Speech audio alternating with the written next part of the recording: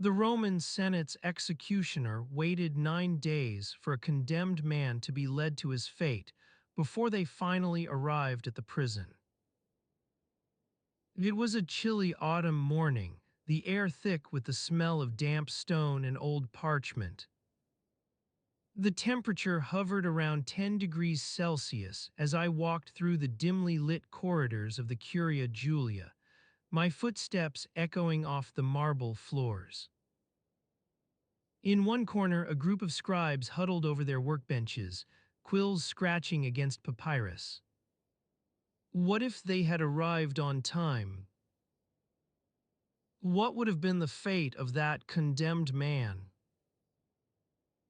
Would he have suffered at the hands of the executioner, or perhaps managed to escape? If you're listening to this to fall asleep, that's exactly why I make these. Drop a comment and tell me where you are and what time it is. I read every single one. As I stepped out into the courtyard, the sound of distant hammering on metal echoed through the stillness, mingling with the scent of roasting meats from the nearby markets. The sun was just starting to rise over the rooftops, casting a pale light over the bustling streets of ancient Rome.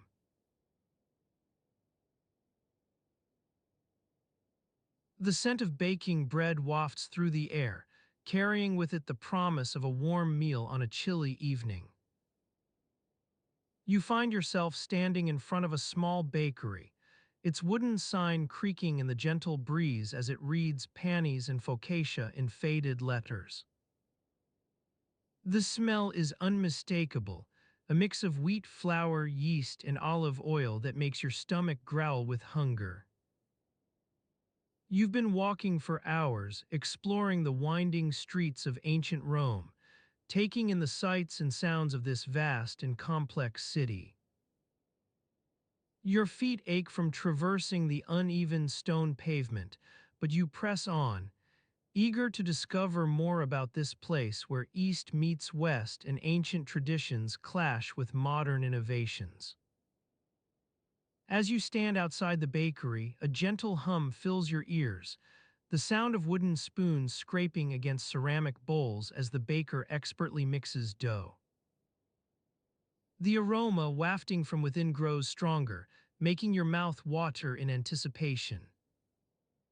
You push open the creaky door and step inside, greeted by the warm glow of candles and the soft chatter of locals gathered at small tables. Inside, the bakery is a hive of activity, women kneading dough on wooden boards, men expertly shaping loaves into perfect spheres, and children playing with scraps of bread in the corner. The air is thick with the scent of freshly baked goods. You can almost taste the sweetness of just-baked focaccia wafting from the ovens. You notice an elderly woman, her silver hair tied back in a neat bun, expertly shaping a loaf into perfect symmetry. She catches your eye and nods, inviting you to join her at the counter. You take a seat beside her, feeling the worn wooden bench beneath your weight as you survey the bakery's wares. The shelves are stocked with an assortment of breads, some still steaming from the ovens, others neatly arranged in baskets or on wooden platters. A sign above the counter reads Panis and Focaccia in elegant script, while a smaller inscription below it lists prices, 1 sestertius for a small loaf, 2 for a larger one. The elderly woman begins to speak, her voice low and soothing as she offers you samples of their freshly baked bread. You take a warm slice from the counter, feeling its soft texture in your hands, slightly damp with dew and fragrant with herbs. As you bite into it, flavors explode on your tongue, earthy wheat, tangy yeast, and the slightest hint of rosemary. As you savor the taste, you notice the intricate details of the bakery's interior. Walls adorned with colorful frescoes depicting scenes from ancient mythology, Minerva tending a garden, Apollo strumming his lyre, create a lively atmosphere that belies the humdrum routine of daily life within these walls. A small altar in one corner holds a modest shrine to Ceres, goddess of agriculture and harvest. Your eyes wander back to the elderly woman, who's now expertly shaping another loaf while chatting with you about everything from the latest news from Alexandria to her own family recipes passed down through generations. As she speaks, your thoughts drift to the stories behind these simple loaves, the countless hours spent kneading dough by hand, the laughter and gossip shared among friends gathered at wooden tables. Your gaze falls upon a small stone nearby, worn smooth by years of handling. An old date inscribed on its surface reads MMXXVIA, 28 BC. The elderly woman notices your interest in it and smiles knowingly. You ask her about its significance, but she simply winks and says the bakery's been around for so long that they've lost count of all their histories. As you continue to chat with the baker and sample more breads, time begins to slip away unnoticed. The light outside grows dimmer, casting long shadows across the stone floor. You notice your stomach rumbling again, a reminder that it's well past dinner hour in this bustling city.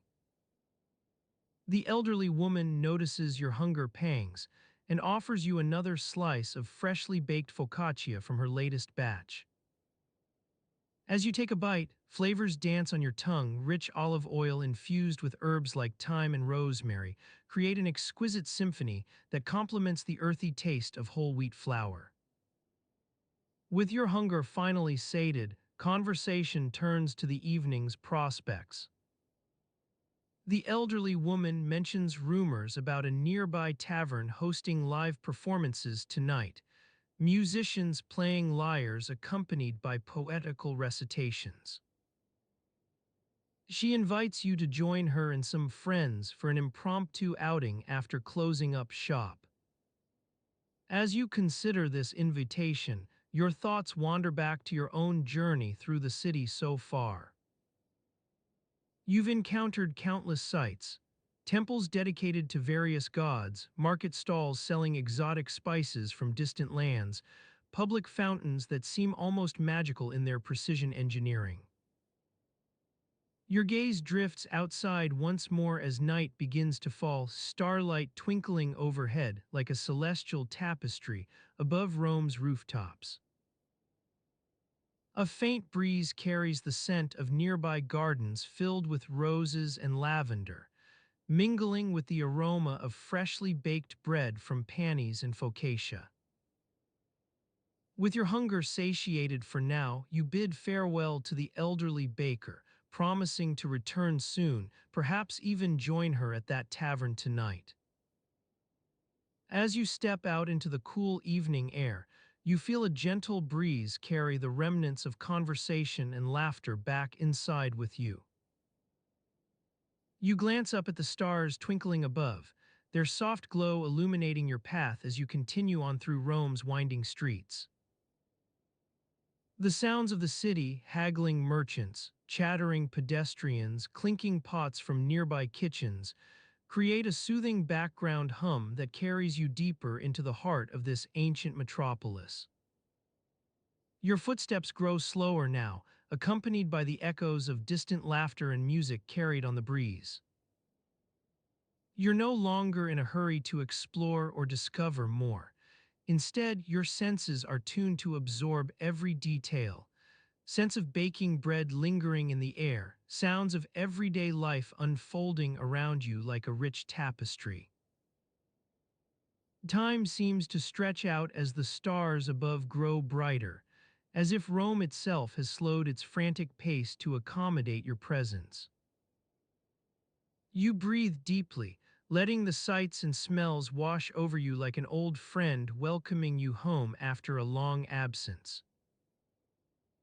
As night deepens, shadows on nearby buildings seem to lengthen, taking on lives of their own in the flickering candlelight within Panny's and Focaccia's windows. The bakery itself grows quiet now, but only for a short while. Soon its doors will swing open once more as local families gather round to share bread and stories beneath the watchful stars above. In this moment, amidst Rome's eternal pulse, you feel your own heartbeat slow in harmony with the city's symphony. As you bask in the tranquility of the evening air, the scent of freshly baked bread wafts through the streets, carrying with it the promise of warmth and nourishment. The sound of gentle chatter and clinking pottery grows louder as families make their way to the nearby Thermopolis, a humble eatery that serves as a gathering place for the community. You follow the throngs of people, your senses heightened as you take in the sights and sounds of ancient Rome's nightlife. Children laugh and chase one another through the crowded streets, their bare feet pounding out a lively rhythm on the stone pavement. The air is filled with the aroma of roasting meats and fresh vegetables, making your stomach growl with anticipation. As you approach the Thermopolis, the sign above the entrance creaks in the gentle breeze, Salvius Simple Eats.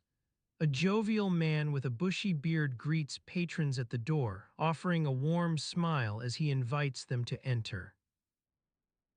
You squeeze through the crowd and take your place alongside other families and travelers, all waiting for their turn to be served. The interior of Salvius is cozy and rustic, with wooden benches and tables scattered about the room. A fire crackles in the corner, casting a golden glow over the gathering. The smell of freshly baked bread grows stronger as you notice baskets filled with an assortment of loaves, some soft and fluffy, others dense and dark. Your eyes land on one particular basket that catches your attention. It's piled high with what appears to be ordinary weeds.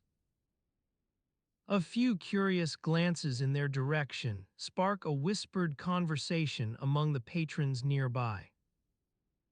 One elderly woman leans over to you, her voice barely above a whisper. Ah, those are fulicky greens. They're used for making a special bread that's said to possess remarkable healing properties. Your curiosity piqued, you lean in closer to hear more about this intriguing tale. The old woman continues. Legend has it that Fulicky was once a humble servant who lived and worked within the city walls. She discovered an unusual way of infusing weeds with magical energies, passed down through generations, which allowed her bread to promote vitality and soothe ailments. As you ponder this fantastical story, Salvius himself emerges from behind the counter, his apron stained with flour as he proudly displays a freshly baked loaf made from these very fulicky greens. "Try it for yourselves," he exclaims, handing out slices of warm bread that release an enticing aroma. Taking a bite, you're surprised by how rich and savory the flavor is, not unlike any other ordinary bread you've had before. Yet there's something distinctly unique about this loaf, as if its very essence has been infused with those mysterious energies spoken of in whispers around town. You feel your senses come alive, invigorated by the subtle yet potent effect it has on your body. The sounds and smells that surround you become even more vibrant, as if every note played on a nearby lyre or each whispered conversation between strangers takes on an added layer of depth. Your heart beats in harmony with the city's symphony once again, this time enhanced by the extraordinary properties embedded within Fulicky bread. Conversations around you grow animated and opinions fly back and forth about Salvia's remarkable achievement. "This is nothing short of magic," one patron exclaims, another counters, "I've seen more impressive feats at the city's sacred spring."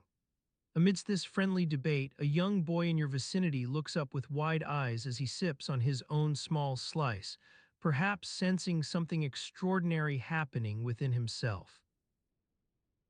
The room falls into an expectant silence for a moment before Salvius announces that it's time to hear stories of old. An elderly storyteller stands at the edge of the gathering, clearing her throat in preparation for what promises to be an enchanting evening ahead. The shadows cast by flickering torches begin to dance across walls as everyone settles into their seats, some leaning forward with anticipation, while others settle back into comfortable slouches. And so it begins. Tales that whisper secrets about Rome's earliest days, myths of ancient gods who strolled among mortals, and stories woven from the very fabric of city life itself. The fire crackles on, casting an inviting glow over everyone as they give themselves fully to this enchanting world, suspended in a shared moment where past, present, and future blend into one harmonious whole. Your own presence becomes just another note within Rome's timeless melody, the heartbeat of its people intertwined with that of the city itself.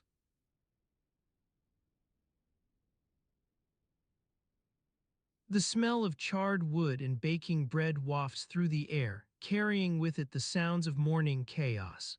Vendors hawking their wares, the clanging of pots from nearby kitchens, and the murmur of early risers exchanging gossip on street corners. You stand outside the temple of Jupiter Statorius, its imposing facade a testament to Rome's grandeur. The sun rises slowly over the horizon, casting long shadows across the temple grounds as you make your way through the crowds. You've been here before, but each time feels like an adventure, not because anything particularly momentous happens, but because everything is so routine. As you navigate the throngs of people hurrying to start their day, you notice a group of women gathered near the temple's entrance. They're huddled together in animated discussion, their hands gesticulating wildly as they speak. You recognize one of them, Aurelia, the wife of a local baker, and wonder what has brought her out so early. Aurelia catches your eye and nods in greeting before returning to the conversation at hand. The others fall silent for a moment, regarding you with curiosity before continuing their discussion in hushed tones. You can't quite make out what they're saying, but it sounds like something about an upcoming festival, perhaps one honoring Ceres, goddess of agriculture. You shrug and continue on your way, weaving through the crowds as you head towards the Forum Romanum. The sound of hammering echoes from nearby workshops, where artisans are busy crafting everything from intricate mosaics to finely tooled metalwork. You pass by a stall selling fresh produce, crisp lettuce, plump grapes, and bunches of fragrant herbs, and can't resist stopping for a quick sample. The vendor hands you a leafy sprig, its scent earthy and invigorating. As you take it in hand, the weight of the small bundle feels reassuring against your palm. You savor the taste, letting the slightly bitter flavor wash over your tongue before handing the vendor some coins from your pouch. "More for me," he says with a grin, winking as he wraps up his transaction and heads off to attend to another customer. You continue on through the forum, making your way towards the famous Basilica Julia. As you walk, the sounds of Rome's morning activity grow louder, vendors hawking their wares, people chatting in the streets, the clanging of pots from nearby kitchens. It all blends together into a gentle hum that envelops you like a warm blanket. As you near the basilica, you notice something peculiar. One of its stone columns appears to be slightly askew, as if it's been recently adjusted or replaced. You frown in curiosity. Why would someone bother with such an elaborate repair job? And what might have prompted them to do so? You shrug and move on, your footsteps echoing off the marble surfaces as you enter the basilica itself. Inside, the air is cool and still, a welcome respite from the morning heat outside. The only sound is the soft rustle of fabric as people adjust their togas or veils, the gentle creaking of leather sandals on stone floors.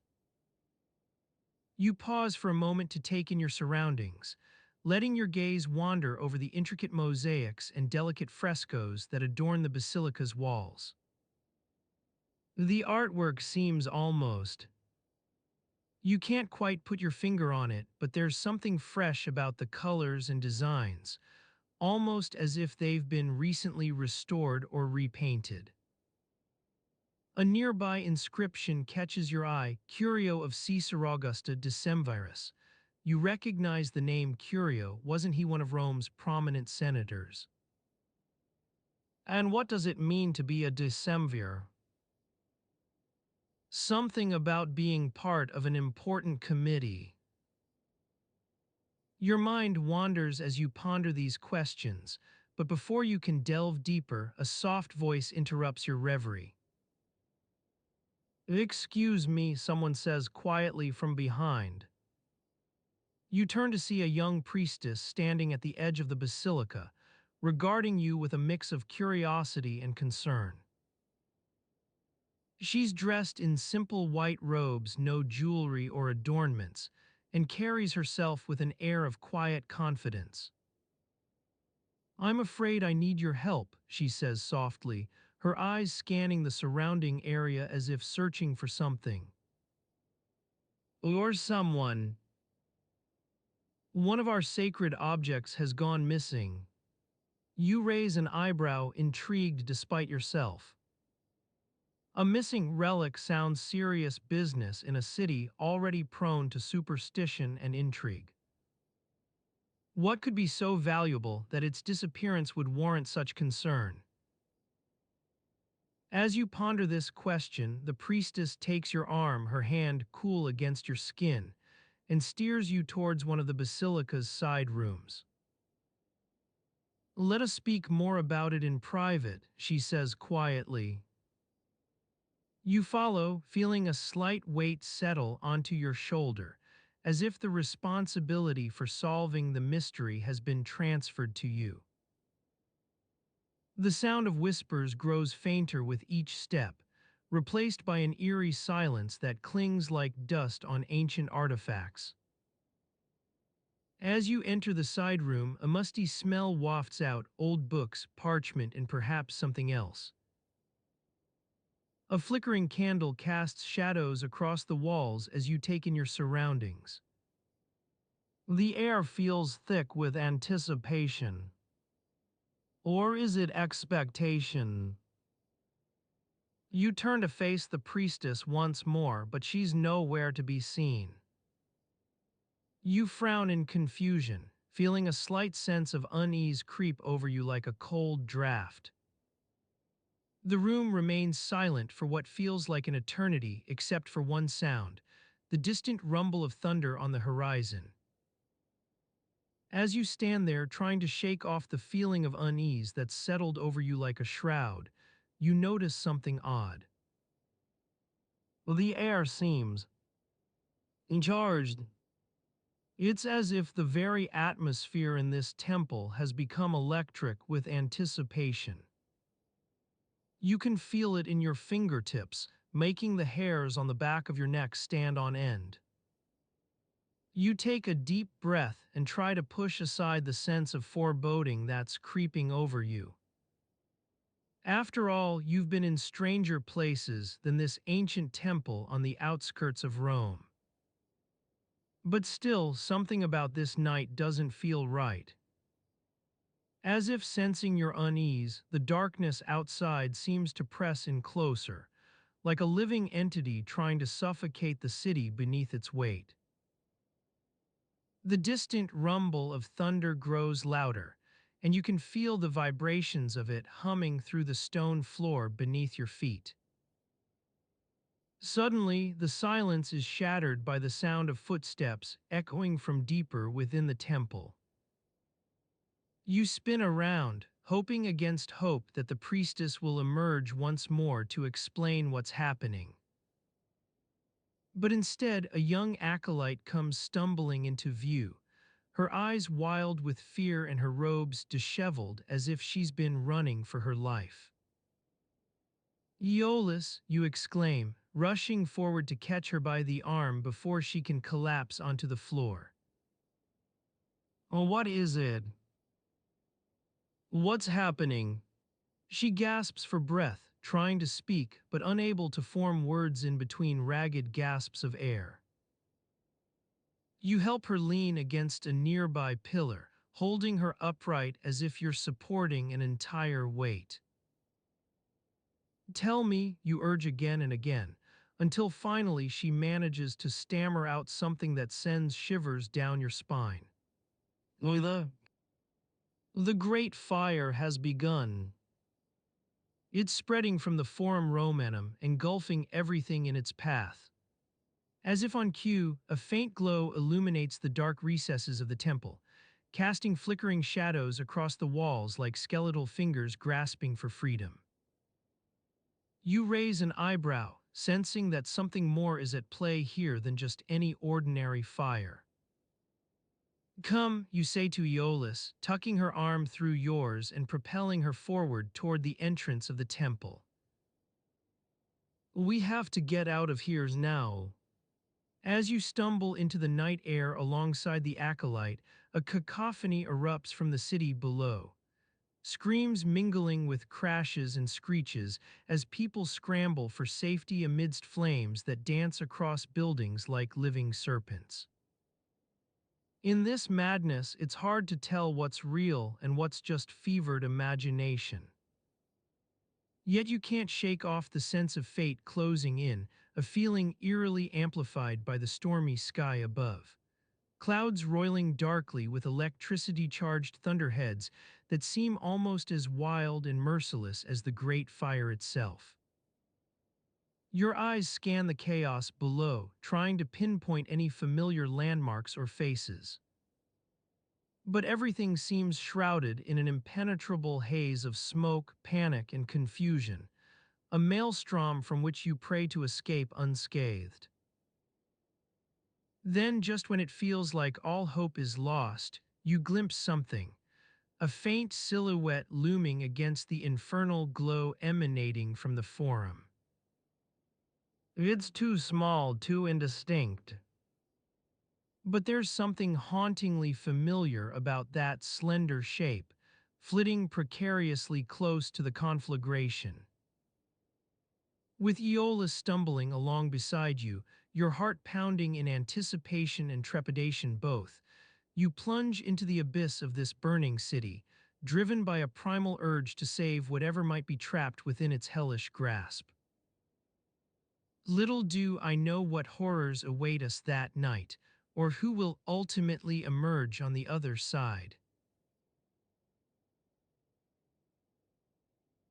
The scent of roasting onions wafts through the air, carrying with it the promise of a midday meal. You stand outside your domus, the small, unassuming home you share with your familia, and take in the familiar aromas of cooking.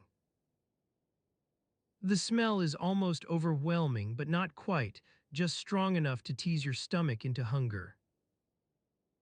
Inside, the sound of sizzling meat mingles with the clinking of pots and pans, as Aurelia stirs a bubbling cauldron over the hearth. Her husband Marcus stands at the nearby counter, his hands kneading dough for the day's bread. The rhythmic thump-thump-thump is almost soothing, like a gentle heartbeat.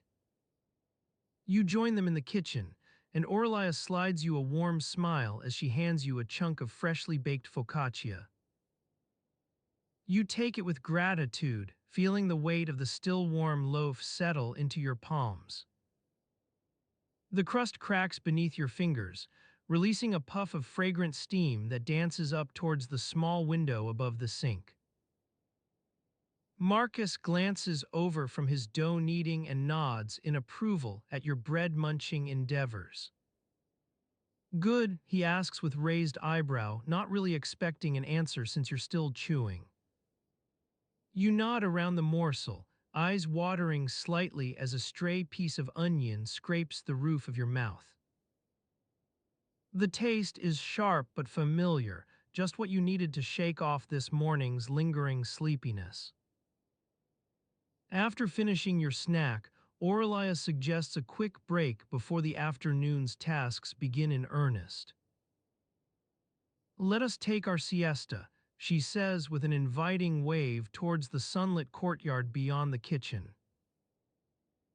The afternoon air is warm and still, almost too hot for comfort during these dog days of summer. You step out into the bright sunlight, feeling its heat seep through your thin tunic as you settle onto a nearby bench. Behind you, Marcus stretches his arms above his head, letting out a contented sigh before ambling off to inspect some tool or other in the adjacent workshop. Aurelia busies herself with tidying up the kitchen area, humming softly to herself. Your gaze wanders around the courtyard, taking note of the well's water level still running low after that recent dry spell, the slightly wilted garden plots, which should be getting more attention from one or both of you soon enough, and the sun-dappled stone walls bearing witness to countless midday siestas past. Marcus returns, wiping his hands on a dirty apron before gesturing toward an ancient fresco adorning the wall opposite. Remember that. Marcus's cousin, some sort of minor poet from Gaul, painted it himself. Aurelia murmurs agreement and points out several faint inscriptions scattered about the courtyard floor.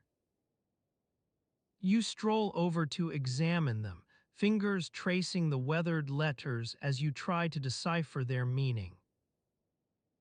The Latin is a bit rusty for your tastes and the script rather worn, but with some effort you manage to make sense of most, detailing various household chores and reminders from Marcus's cousin.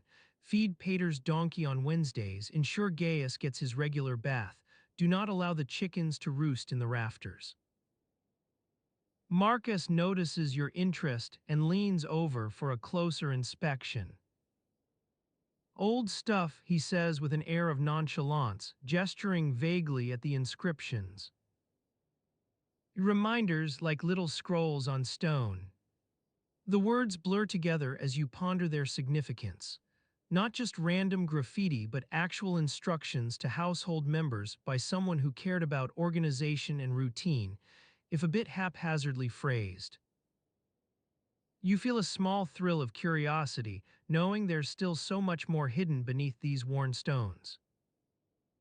Your mind starts wandering down pathways of speculation, imagining the people behind such inscriptions, their lives connected in some way to yours. As you stand there lost in thought, your gaze drifting from one worn inscription to another, a sense of connection begins to form within you.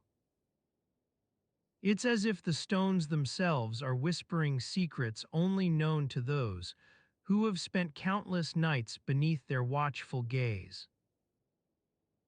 The flickering torchlight casts eerie shadows on the walls, making it seem as though the ancient Romans who once walked these passageways are still lingering in the air.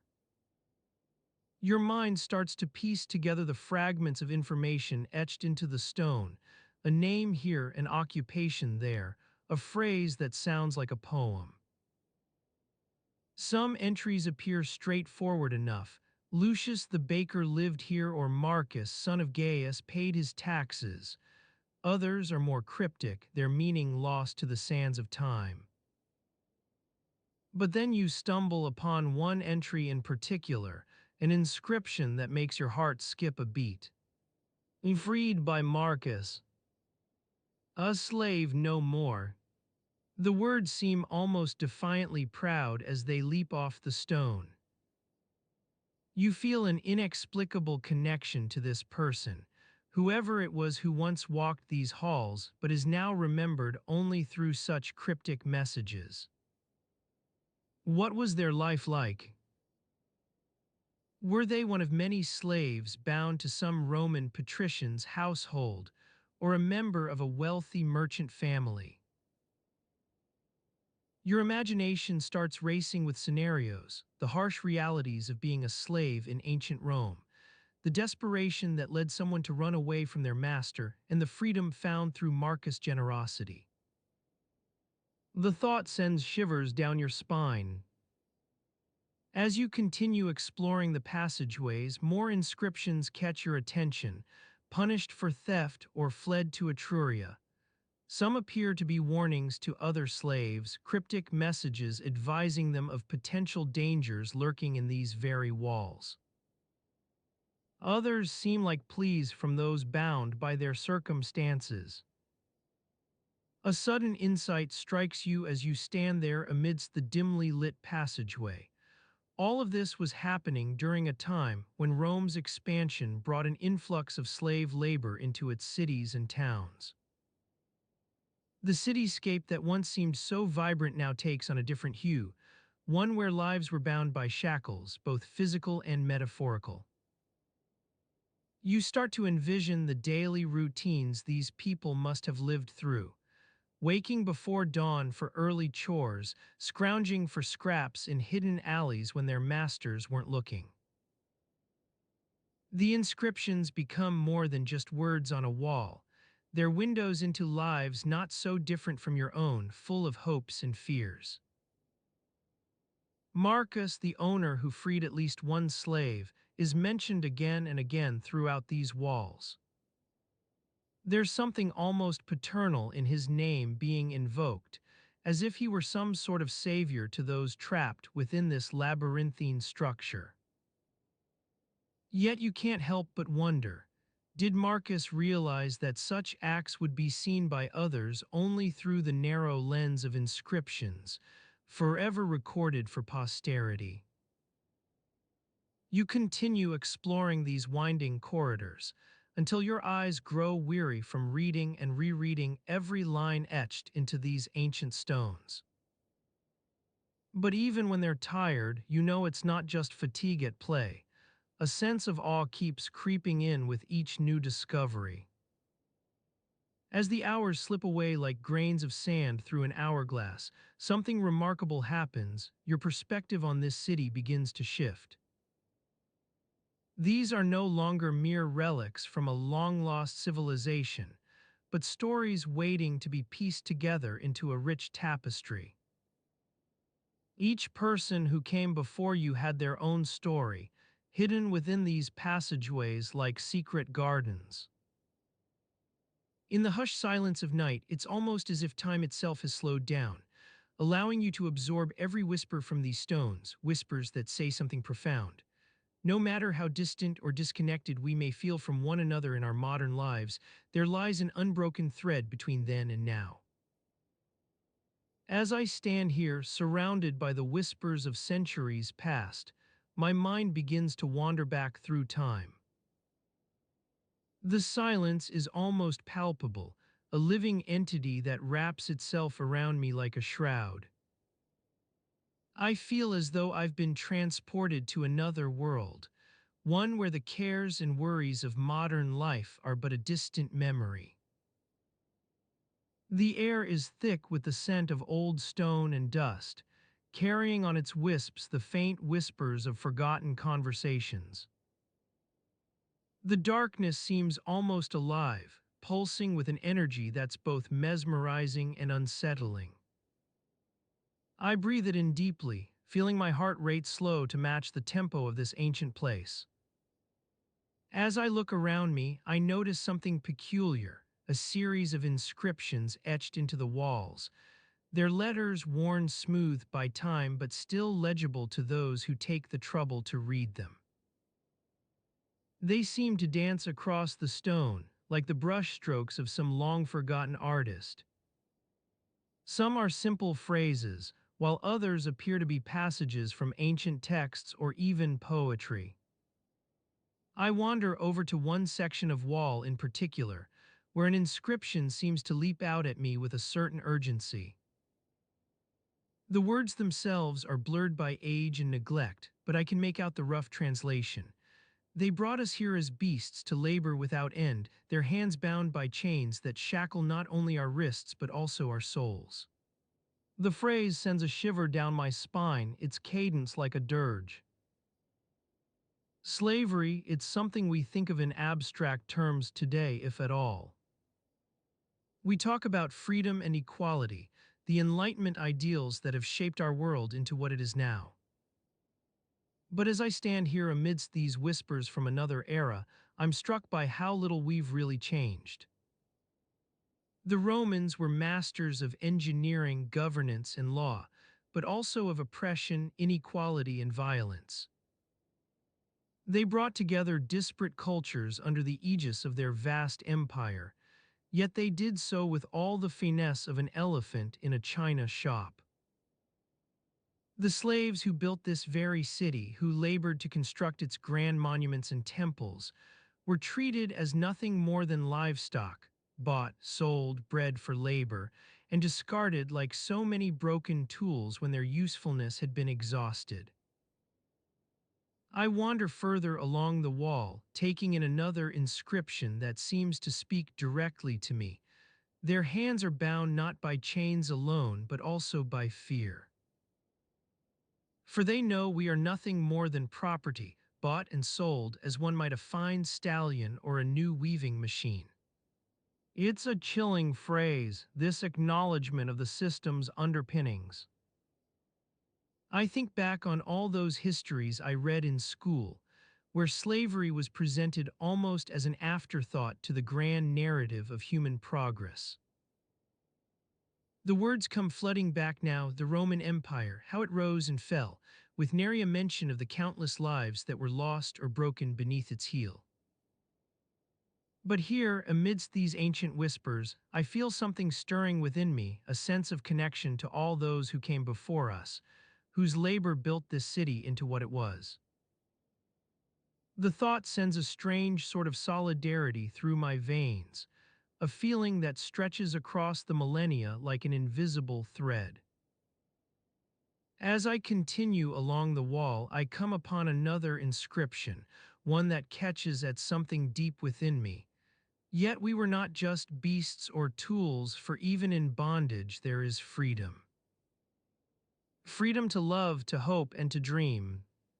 The words seem almost defiant, a declaration of resilience in the face of overwhelming oppression. It's as though these slaves are saying, yes, you may hold us captive with chains and fear, but our spirits remain unbroken. As I stand here amidst this labyrinthine city, surrounded by the echoes of centuries past, something begins to shift within me. The world seems different now, refracted through a lens that holds both beauty and ugliness in its gaze. The scent of roasting meat wafts through the narrow alleyways of Rome, carried by the warm evening breeze that stirs up dust and forgotten scraps from previous meals. You are standing in one such alleyway, surrounded by worn stone walls that seem to lean in on you as if sharing a secret. The sound of sizzling meat is like music, a gentle accompaniment to your footsteps as you make your way through the winding streets. You've been walking for what feels like hours, navigating the crowded markets and stalls that sell everything from fresh produce to handmade pottery. Your feet ache in worn sandals, and the sun's heat has given way to a pleasant coolness that seems to seep into your bones. You're on a mission to find a certain type of oil, one that's said to be made from olives grown in the nearby hills. As you turn a corner, the alleyway opens up onto a small piazza. The scent of roasting meat grows stronger, and you catch sight of a food vendor, his apron stained with sauce and grease, expertly turning strips of pork on a sizzling grill. He greets you with a nod as you approach, his eyes squinting against the smoke. The first thing that strikes you is the smell. It's like nothing else in Rome. The rich scent of charred meat mingles with the tangy aroma of fresh herbs and the sweetness of roasting vegetables. Your stomach growls in response, reminding you that lunch was a while ago and your meal has been reduced to scraps. The vendor notices your interest and offers you a sample, a small piece of crispy pork skin that cracks between your teeth as you bite into it. It's a moment of pure pleasure, like biting into something crunchy on a hot summer day when the only thing that matters is getting through the heat without anything going wrong. You chew slowly, savoring the flavors and textures, feeling the sticky fingers of sauce on your hands. The vendor watches with a knowing glint in his eye, as if he's waiting for you to appreciate something about this experience, or maybe just enjoying the simple pleasure of eating together. As you stand there taking it all in, a nearby group catches your attention. They're haggling over prices and quality, their voices rising in a series of animated gestures that seem like part of some sort of ancient dance. One man's shouting about how he saw his cousin get the same oil for half the price just yesterday, while another claims to have heard it's made from the finest olives grown on land gifted by Jupiter himself. You can't quite remember what drew you into this particular alleyway or why you're after that specific type of oil. Perhaps it was a conversation overheard at a nearby tavern where someone mentioned its medicinal properties, though the details escape you now. All you know is that you've been searching for hours and are starting to wonder if anyone actually has what you need. A thought drifts through your mind like a forgotten melody. What if this oil doesn't exist? What if it's just another myth created by vendors looking to make an extra denarius from gullible customers? The idea seems far-fetched, but as the search drags on and leads nowhere, doubts start to creep in. The vendor's offer of food has distracted you momentarily. Now your stomach growls again, this time with hunger rather than just curiosity. You remember why you came here. That oil is said to be stored in a nearby warehouse, guarded by a local merchant who only makes it available on Wednesdays during market hours. As the sun dips lower, casting long shadows across the piazza, you realize that today isn't Wednesday, and even if it were, would you really find what you're looking for? The vendor's chuckle as he hands you another piece of crispy pork skin seems like a gentle reminder. Sometimes, we spend so much time searching for answers that we forget to appreciate the journey itself. The air is heavy with anticipation now, as if waiting for your next move. You glance around at the nearby stalls. People are starting to pack up their wares and head home, muttering about lost business due to some unseasonal rain showers that soaked through the city earlier in the day. The smell of wet earth lingers on the stones, mingling with the scent of roasting meat. Your feet ache still, but it's no longer just from walking. Now there's a weariness creeping up your legs like fog rolling into a valley at dawn. You think about all those vendors hawking their wares and wonder, do they ever get tired? Do they ever doubt whether what they're selling is worth the struggle? You look back down at the vendor, who seems to sense something in you. Perhaps it's just hunger for more than food. He offers another piece of pork skin without a word, as if sharing a secret that transcends words. Sometimes the journey itself becomes a meal.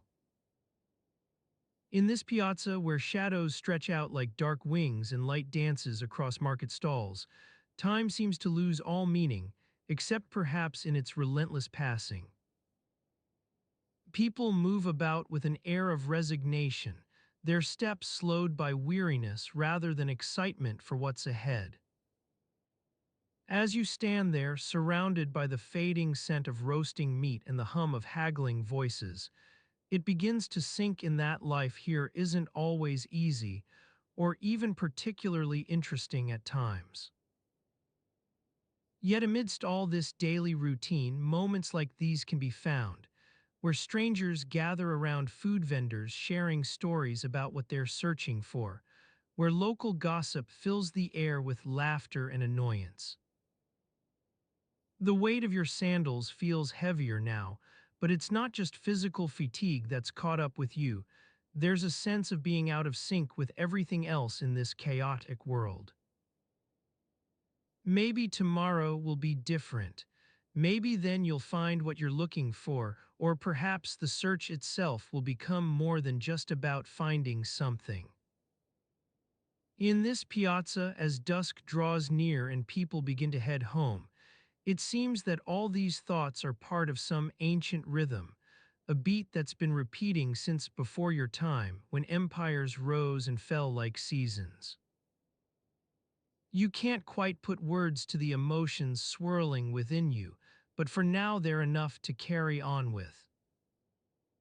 With each passing moment, shadows grow longer across the piazza until it seems as though night itself has crept in softly at first, then more insistently claiming its due share of time and space.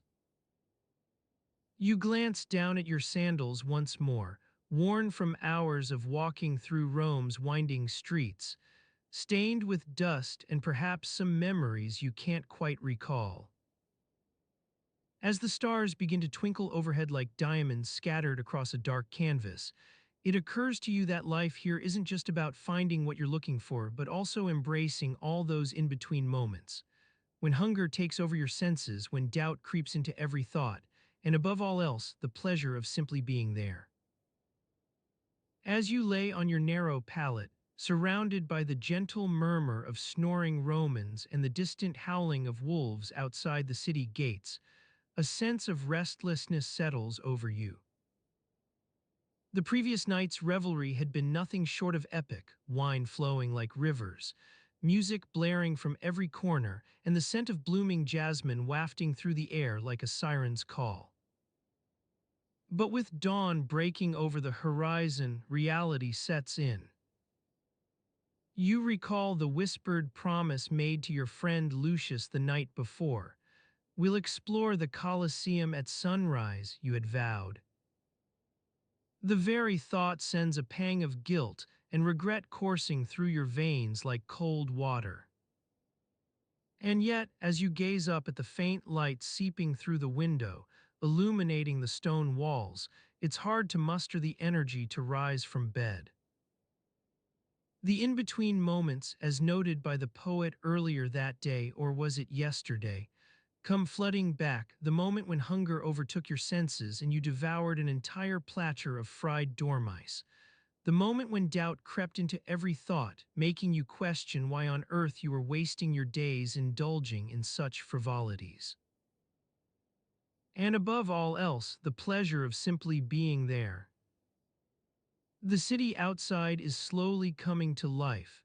Merchants hawking their wares from carts, the clang of hammering metal, and the sweet scent of fresh bread wafting through the air like a promise. Your stomach growls in response, reminding you that breakfast will soon be on the menu. With a newfound sense of resolve, or perhaps it's just hunger, you throw off your cloak and rise from bed. The chill in the air is invigorating as you make your way to the public baths nearby for a quick wash before breaking fast. As you scrub away at the accumulated grime, images of yesterday's revelry flash through your mind like vivid dreams. You had laughed until tears streamed down your face alongside Lucius and his friends, while they regaled each other with tales of conquests and poetry recitals in honor of Jupiter. The wine flowed freely, but you're pretty sure the last thing you remember is being led to a nearby tavern by a bevy of giggling courtesans. At least that's what your brain keeps insisting, although upon closer inspection, and a few tender moments spent scrubbing away at the lingering memory, it seems that might have been just another in-between moment, woven into the fabric of last night's escapades. Whatever the truth may be, you can't shake off the nagging feeling of guilt for not keeping your promise to Lucius. The public baths are a whirlwind of activity, steaming hot water, scents of rose petals and sandalwood wafting through the air as men of all ages scrub away at their weary bodies. Your turn arrives, and with a series of quick soaks and scrubs, no time for lounging about today, you emerge feeling relatively refreshed. Breathless from your exertions, you burst out into the crisp morning air to find Lucius waiting by the front gates of your lodgings, looking none too pleased. "Thought you might be running late," he remarks dryly as you approach him with a sheepish grin plastered on your face. For an instant, it seems like your promise has been made good after all. Then reality reasserts itself. "Sorry about that, I lost track of time." Lucius nods curtly and leads the way toward the Colosseum's imposing form looming in the distance.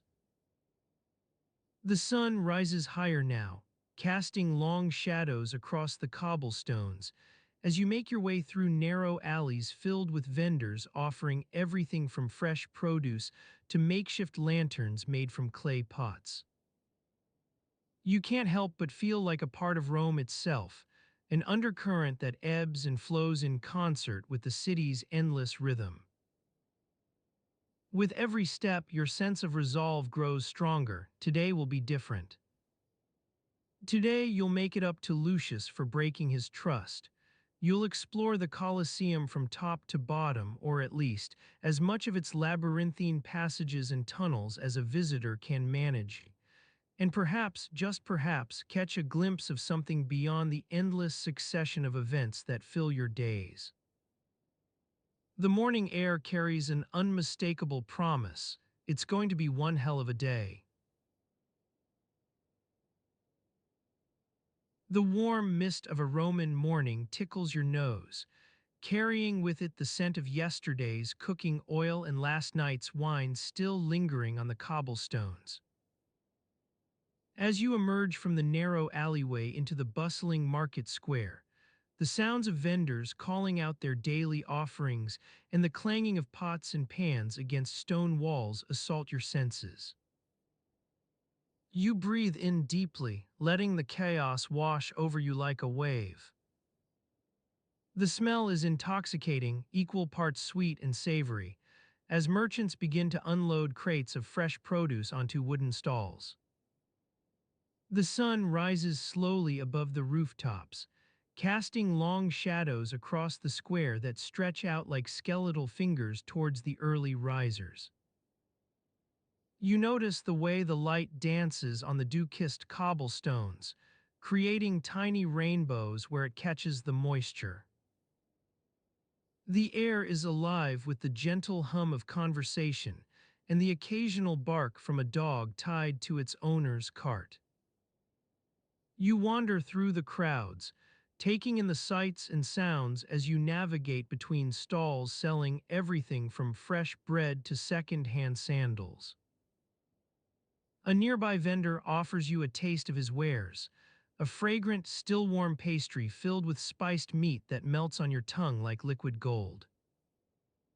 The flavors transport you momentarily away from the cacophony of the market.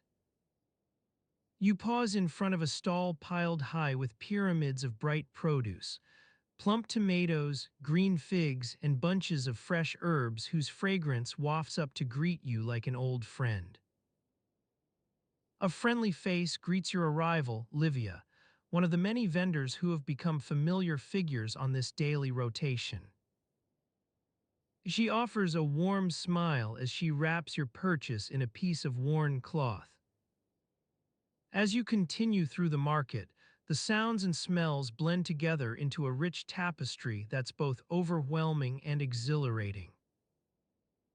You pause to watch a group of workers unloading crates from a nearby cart, their sweat-glistened brows a testament to the early hour they've risen for this task. A young boy not much older than 10 expertly juggles a handful of ripe lemons, his eyes shining with concentration. A nearby stall catches your eye, a cluster of neatly arranged wooden bowls filled with an assortment of cheeses and olives. The owner, whose name you can't quite place, invites you to sample the latest batch from the local farms. You oblige, carefully selecting a few delicate slices that melt on your tongue like butter. The vendors seem accustomed to the early morning crowds, deftly weaving between each other's stalls as they call out their daily specials and promotions. One particularly bold soul has set up shop near the city gate, offering an assortment of fresh flowers, irises, lilies, and even a few exotic blooms whose petals shimmer like silk in the morning light. As you wander deeper into the market, the sounds begin to take on a more defined rhythm. Vendors calling out their daily offerings, children chasing each other through the crowded alleys, and the occasional clang of pots and pans from nearby kitchens. You pause for a moment near the city's central fountain, an ornate structure whose waters sparkle like diamonds in the morning light. The cool breeze carries with it whispers of gossip and news, rumors of the latest arrival at Nero's court, speculation about upcoming festivals, and hushed discussions around recent tax increases that have left many local merchants grumbling. You catch snippets as you pass by groups gathered near the fountain, their conversation carried away on the morning air like wisps of cloud. As you continue to explore the market, your senses become increasingly saturated with the sights, sounds, and smells of this vibrant, chaotic world. The sheer volume of activity is almost dizzying, a symphony of noise and color that threatens to overwhelm at any moment. And yet, amidst all the commotion, there's an air of calm, as if even in the midst of such turmoil, something deeper lies beneath the surface. You pause near a nearby street performer who's managed to coax a lively tune from his lyre, its strings vibrating like living things under his skilled fingers. Passers-by toss coins into his hat, but he seems just as happy when no one looks his way, lost in the music itself rather than any external validation. The market begins to thin out as morning wears on, vendors packing up their remaining wares and calling it a day. The early risers, those who have been here since dawn's first light, start to make their way home, weighed down by baskets of fresh produce or laden with bundles from the textile stalls. You pause near the city gate, taking in one last glance at this morning landscape. The vendors packing up, children laughing as they chase each other through the now empty alleys, and a lone musician still strumming his lyre to a dwindling crowd. As you turn away from the market square and back into the narrow alleyways that will lead you home, the sounds of the city begin to recede, leaving behind only the quiet hum of your own footsteps echoing off stone walls. The warm mist of the morning air still clings to your skin as you make your way through the winding alleys.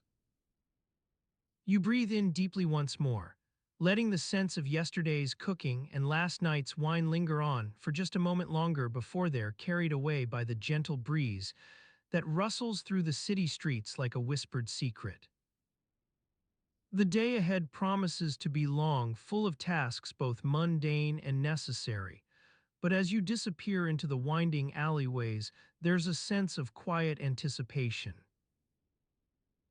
Perhaps it's not so much about what lies ahead as it is the simple pleasure of being present in this moment, surrounded by the sights, sounds, and smells that make up this vibrant tapestry known as Roman life.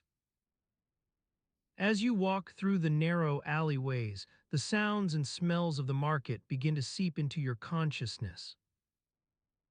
The air is crisp and cool, carrying with it the scent of freshly baked bread wafting from the nearby Thermopolis. The aroma is tantalizing, making your stomach growl with hunger. You quicken your pace, eager to sample some of the day's offerings. The alleyways narrow further as you approach the heart of the market. Stalls and shops give way to food vendors, their wares displayed on wooden tables or hung from overhead awnings. The smell of roasting meats, pork, lamb, and chicken, mingles with the scent of fresh vegetables, herbs, and spices.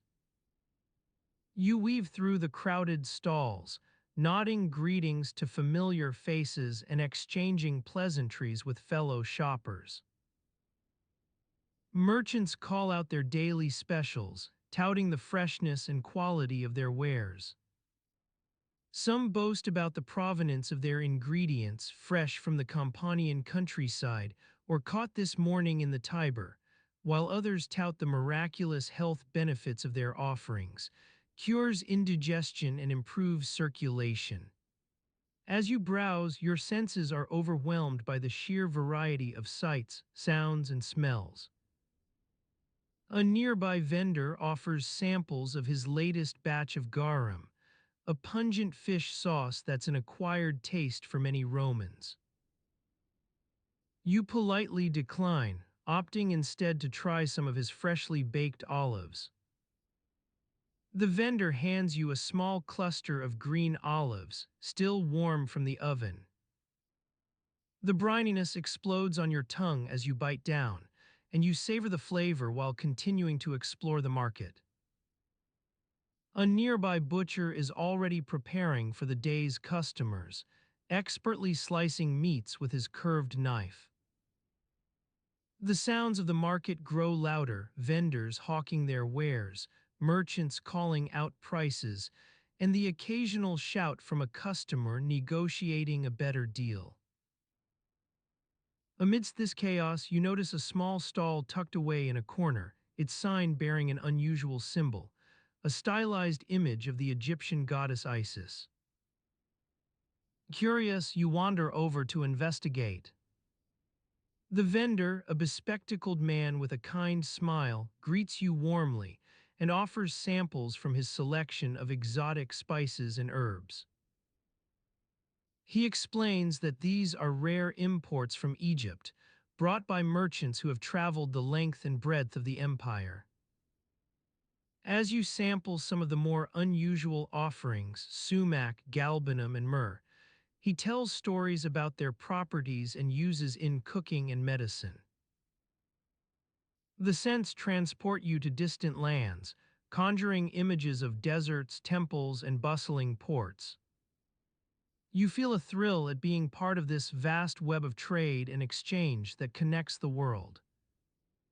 The market is starting to come alive now, with more customers arriving as the sun rises higher in the sky.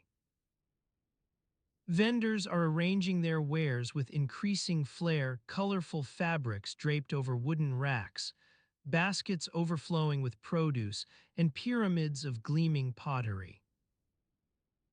As you continue your exploration, a commotion breaks out nearby.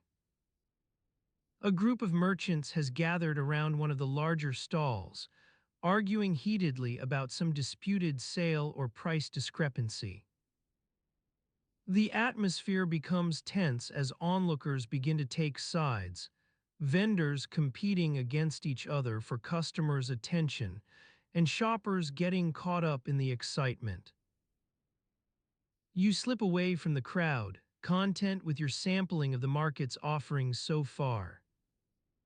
As you walk through a quieter section of stalls, you notice an elderly woman sitting at her stall, quietly arranging bunches of fresh herbs, rosemary, thyme, and oregano. Her eyes meet yours as she smiles softly. "Ah, dear one," she says in a gentle voice, "come to sample the day's catch. Or perhaps just enjoy the quiet." Her words are like balm on your frazzled senses. You take a seat beside her stall, watching as she expertly ties bunches of fresh herbs together with twine.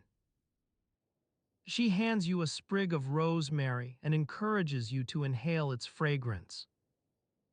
"Ah," she says when you release the herbs sent into the air, "just smell that like the hills themselves know." The sea breeze carrying over the rolling countryside. You sit for several minutes in comfortable silence with this kindly woman.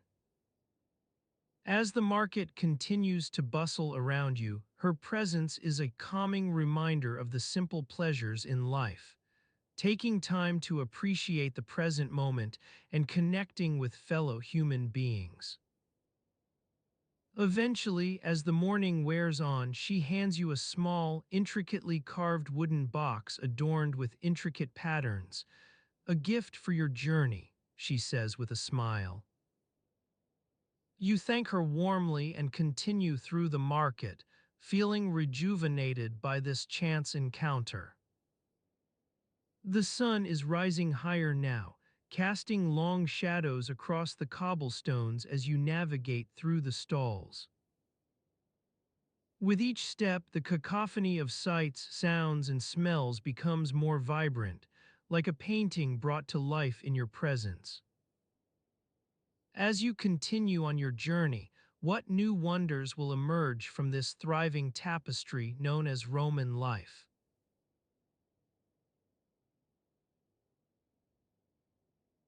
The scent of old stone and worn leather wafts through your nostrils as you make your way along the Via Sacra, the main street of ancient Rome's city center. The air is thick with the smell of cooking meat, bread, and olives from nearby market stalls. You push aside a cluster of pedestrians, their chatter and laughter mingling with the scent of roasting chestnuts, to continue on your way. As you approach the heart of the Forum Romanum, the soundscape shifts, and the din of commerce gives way to the murmur of conversations among the city's elite. The flickering light of torches casts long shadows across the paved stones beneath your feet. You slow your pace as you pass by a group of men huddled in conversation near the Temple of Saturn. One of them notices your approach and nods in greeting, his eyes squinting slightly from the low angle of the setting sun. His name is Marcus Atticus, and he's an acquaintance of yours from among the forum's merchant class. You exchange brief pleasantries about the weather, a topic that seems particularly relevant as you feel the first wisps of cool air creeping in with the coming night. As you continue along your route, you notice the flickering light of lanterns being lit by vendors and street cleaners preparing for evening chores. They move with practiced efficiency, their movements orchestrated to clear the cobblestone streets for nighttime pedestrians. You pause beside a group of workers as they scrub away at stubborn stains on the pavement. You watch in fascination as one of them, an elderly woman named Aurelia, expertly cleans a particularly tough spot using nothing but sand and vinegar. Her hands move with precision, her eyes focused intently on the task at hand. You feel a slight breeze rustle your hair as you breathe in deeply to take in the scent of baking bread wafting from nearby shops. The woman glances up and catches your eye for an instant before returning to her scrubbing. Her expression is serene, almost meditative, lost entirely in her work as she tackles each stubborn stain with a combination of elbow grease and patience. You continue on, drawn by the sound of clinking glassware from nearby taverns. As you enter one such establishment, the soundscape shifts once more to accommodate the lively chatter of patrons mingling over cups of wine and mugs of ale. The air inside is thick with smoke and heat emanating from a central fire pit, where roasting meats sizzle on spits suspended above a bubbling cauldron of stew. You find yourself near the entrance, sandwiched between two burly men arguing about their local team's chances in last night's sporting event. Their voices grow more animated as you listen, and the sounds blend together, shouting patrons, clinking glasses, and the hiss of ale on tap creating a rich tapestry that envelops your senses. Amidst this hubbub, one topic catches your attention: three unsolved murders in the forum. The names of victims start to circulate among the men: Lucius Varro, Marcus Felix, and Valeria Cotta. Their faces seem etched with genuine concern, a contrast to the usual banter or rowdy celebrations you're accustomed to within these walls. Conversations are hushed for an instant as they turn toward the entrance of the tavern.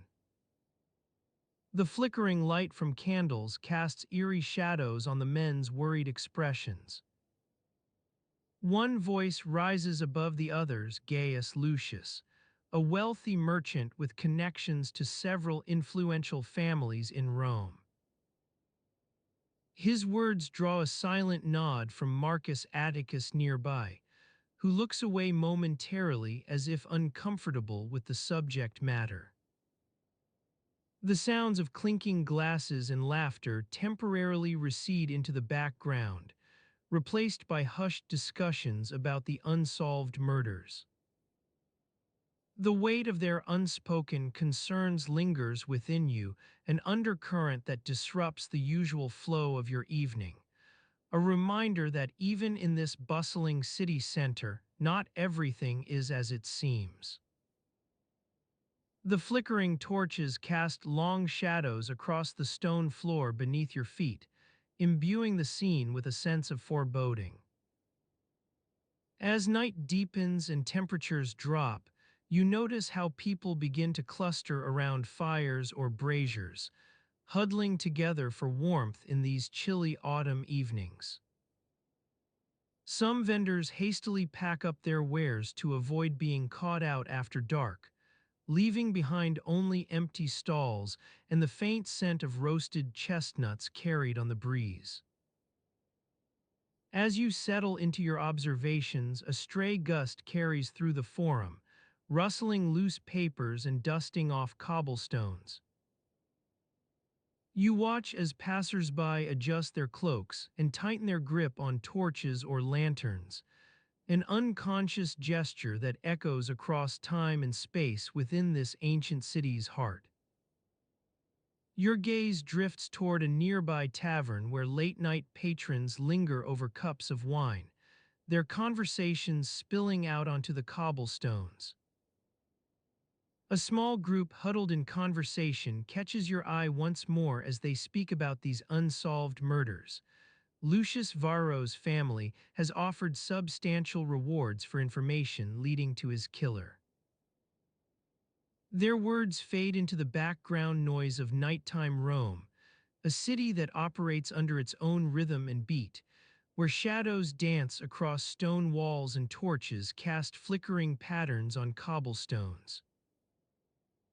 As you blend in with this evening crowd, listening intently as they discuss murder and mystery, the soundscape blends together into an ever-shifting tapestry. This ancient landscape unfolds around you like a living, breathing entity, vibrant colors muted by the fading light of day, yet rich textures and scents lingering on your skin.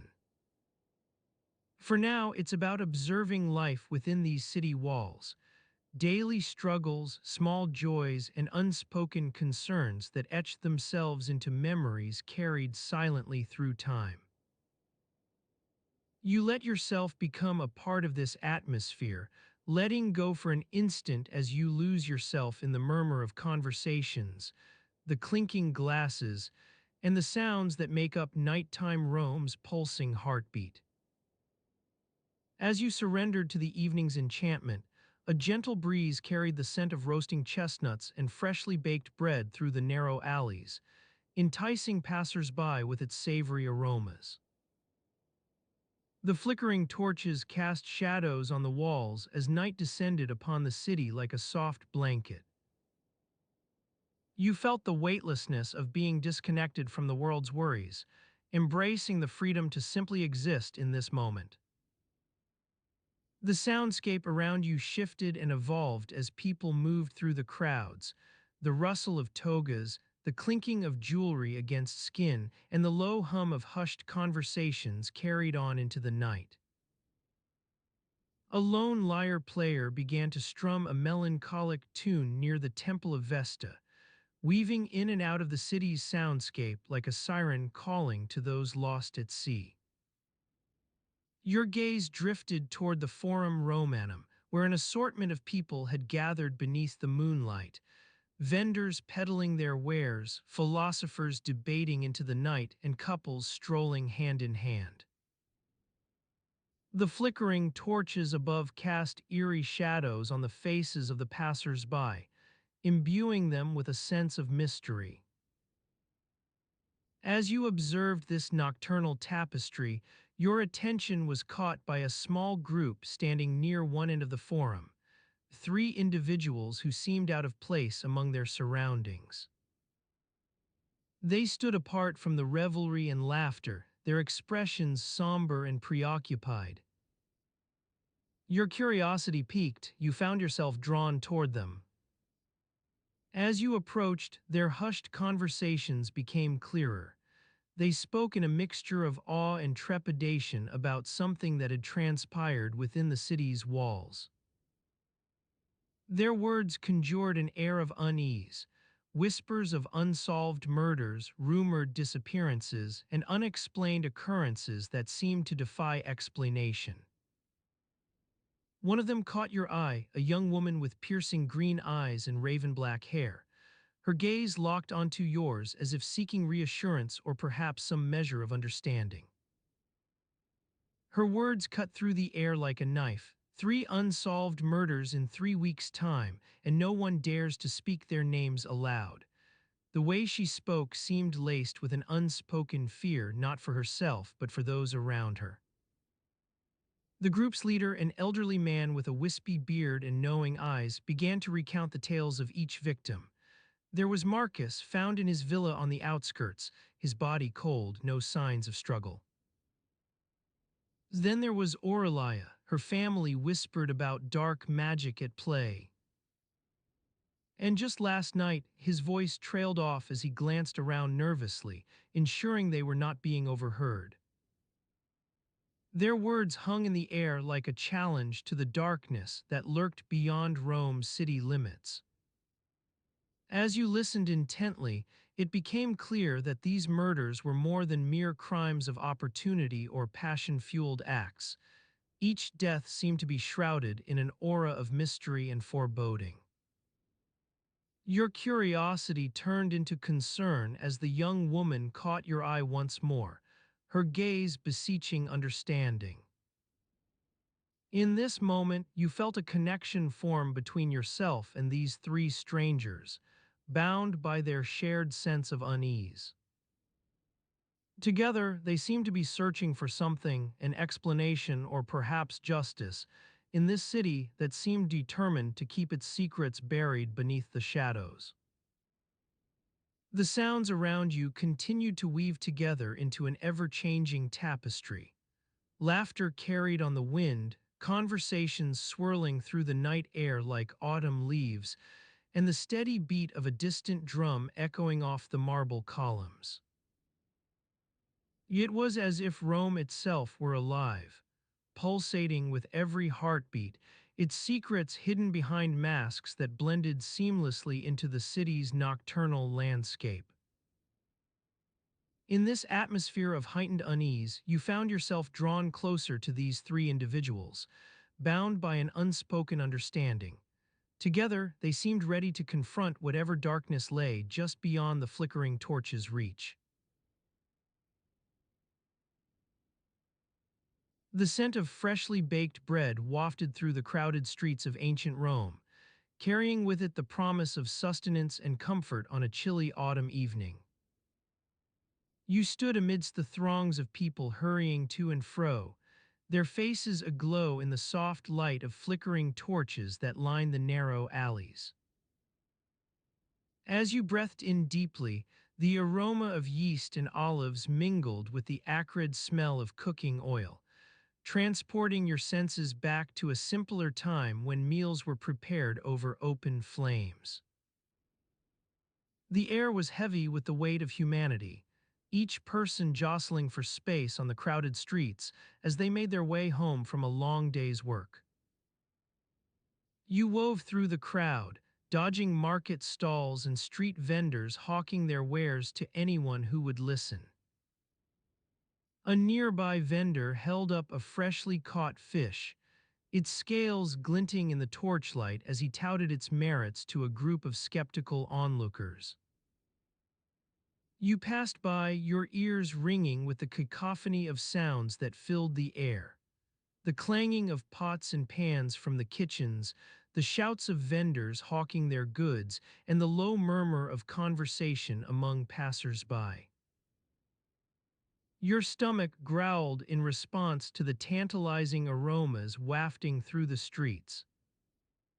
You had eaten a meager lunch earlier that day, a few scraps of stale bread, some olives, and a handful of wild herbs foraged from the outskirts of town, but now your hunger pangs were making themselves known.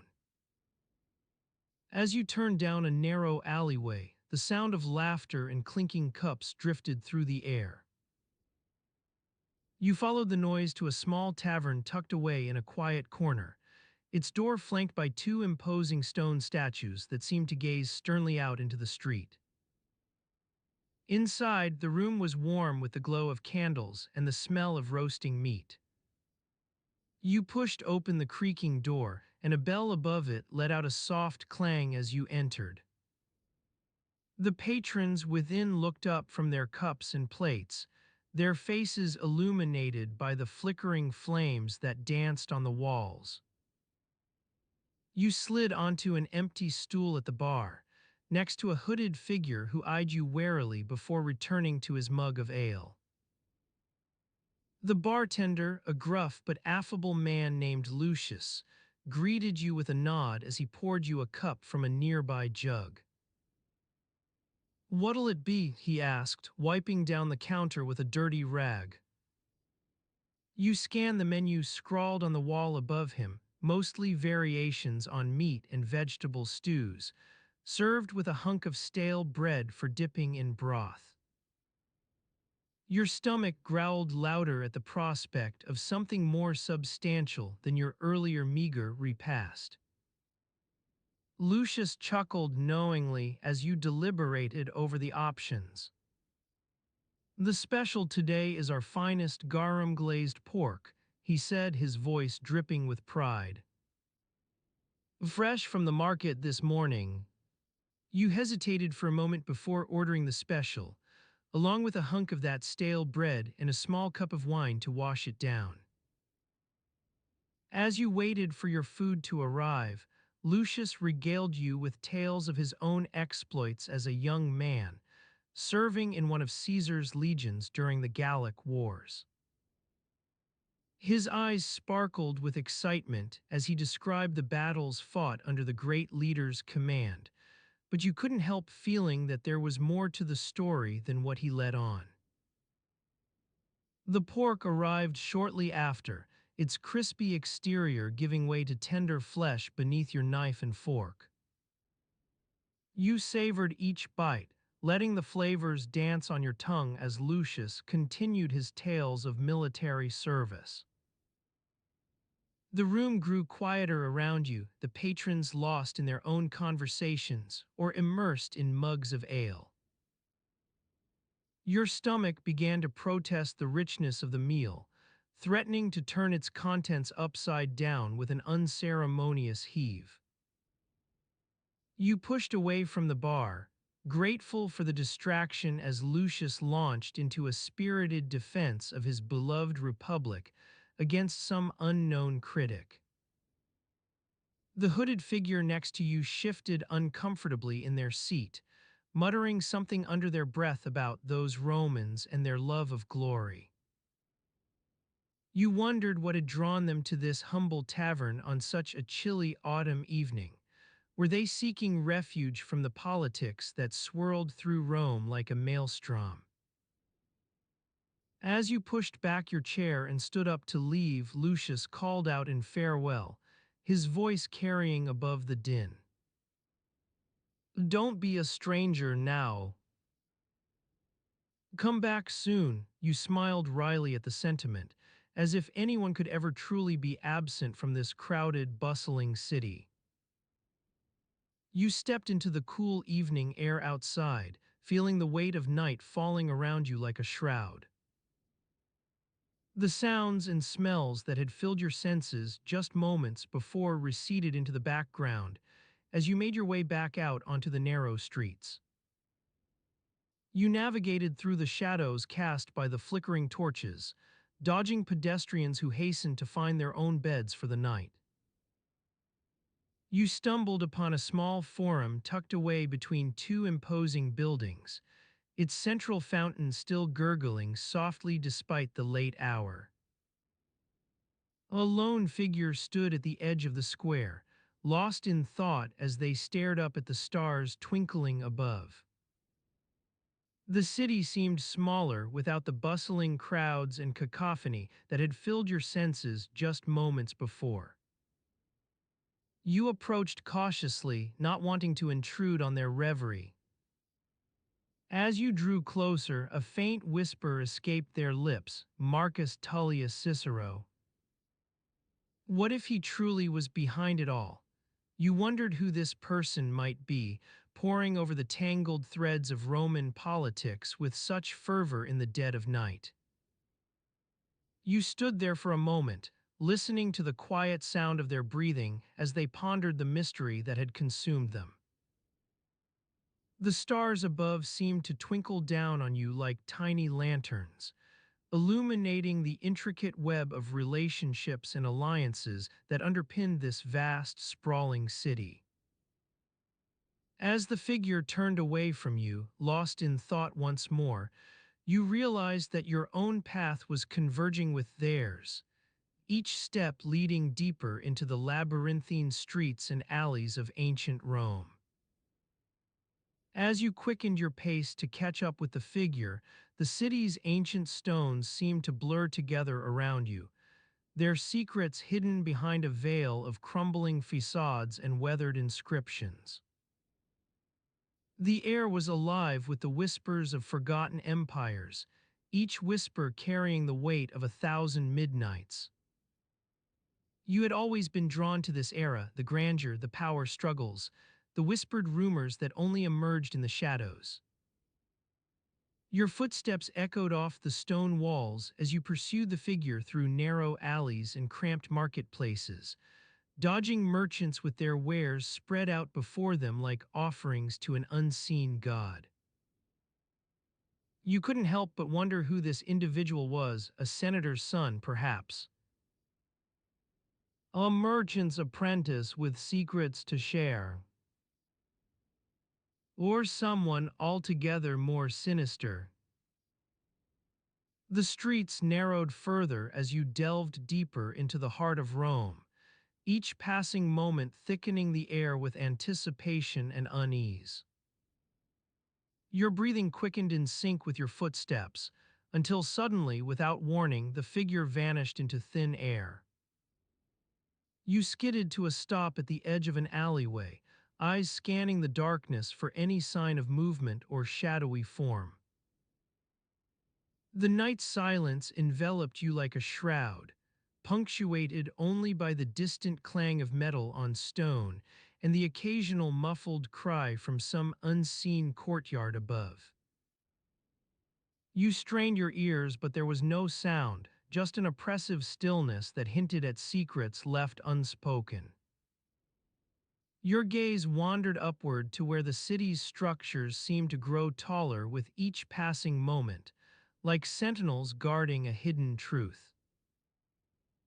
A fragment of a fresco caught your eye, a scene from mythology depicting a great leader, his robes billowing behind him as he stood victorious over conquered lands. Beneath it was inscribed an enigmatic phrase in Greek, Pax Romana, the very subject that had drawn you to this place tonight. As you pondered its meaning, memories long suppressed began to surface like ripples on a stagnant pool. Memories of dusty scrolls and aged parchment, filled with cryptic notes about conspiracies hatched within Rome's innermost circles. Your hands recalled holding these scrolls as if by touch alone they could unlock the secrets hidden between their yellowed pages. A chill ran down your spine as you realized that this night was not merely a chance encounter in ancient Rome, but rather it had been orchestrated from afar, drawing you into its orbit with threads of curiosity and intrigue. Your breath caught on a faint recollection, whispers about an organization that secretly controlled the flow of power within Rome's ruling elite. Suddenly, your line of sight shifted toward a flickering torch set outside a nearby doorway. A figure in the shadows was beckoning to you, eyes glinting with a mixture of curiosity and warning in their gaze. Without hesitation, you took the first step forward into that dark corridor, leaving behind the uncertain whispers of ancient Rome's streets for the secrets hidden within its walls. As your footsteps faded from view, an unseen hand closed over the edge of the doorway, drawing it shut just as a faint breeze carried a single whispered word, Caesariani. You stumbled slightly on the threshold but didn't falter. Instead, you pressed forward into darkness that seemed to grow denser with each step. Behind you, Rome's labyrinthine streets surrendered their last secrets, swallowed up by night and time. You stood at an abrupt halt in a cramped vestibule lit only by flickering candles set within bronze candelabras, each flame casting eerie shadows on the walls as it danced to its own rhythm. A single individual emerged from this gloom, an elderly man dressed in robes worn smooth with age, his eyes shining like polished gemstones beneath the weight of years. "Welcome," he said, his voice carrying a depth that was almost tangible, each word infused with experience and memory etched into every line on his face.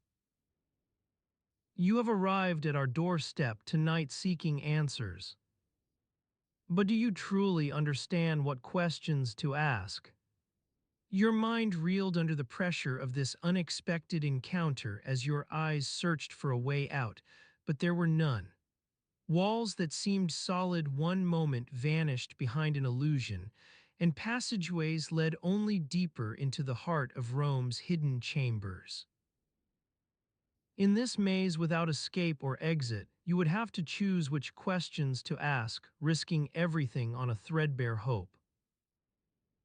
And so your voice trembled as it broke free from its silence. Who was the real author of the Pax Romana? Your fingers are wrapped around a worn wooden handle, the cool surface pressed into your palm like a promise of warmth to come. The air is heavy with the scent of roasting meats and baking bread wafting from the nearby Thermopolis, one of those communal eateries that's become so ubiquitous in ancient Rome.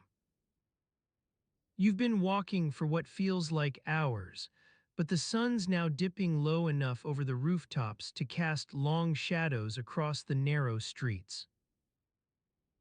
The sounds of merchants hawking their wares and passersby chattering with each other blend into a soothing background hum. It's one of those rare moments in this frenetic city where everything seems to be moving at its own gentle pace. You take a deep breath, letting the smells fill your lungs. The sweet tang of fresh bread, the acrid bite of roasting meats, and beneath it all, the damp, earthy scent that clings to every building here.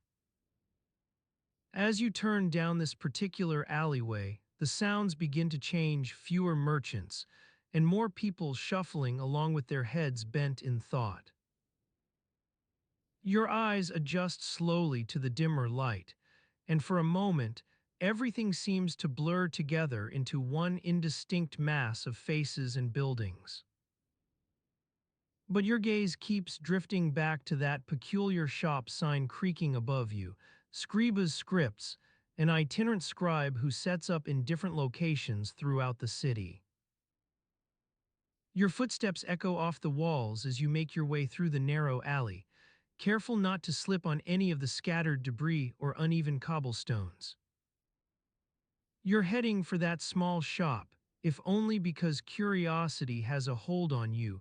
What is it about this scribe's business that warrants setting up in such varied locations?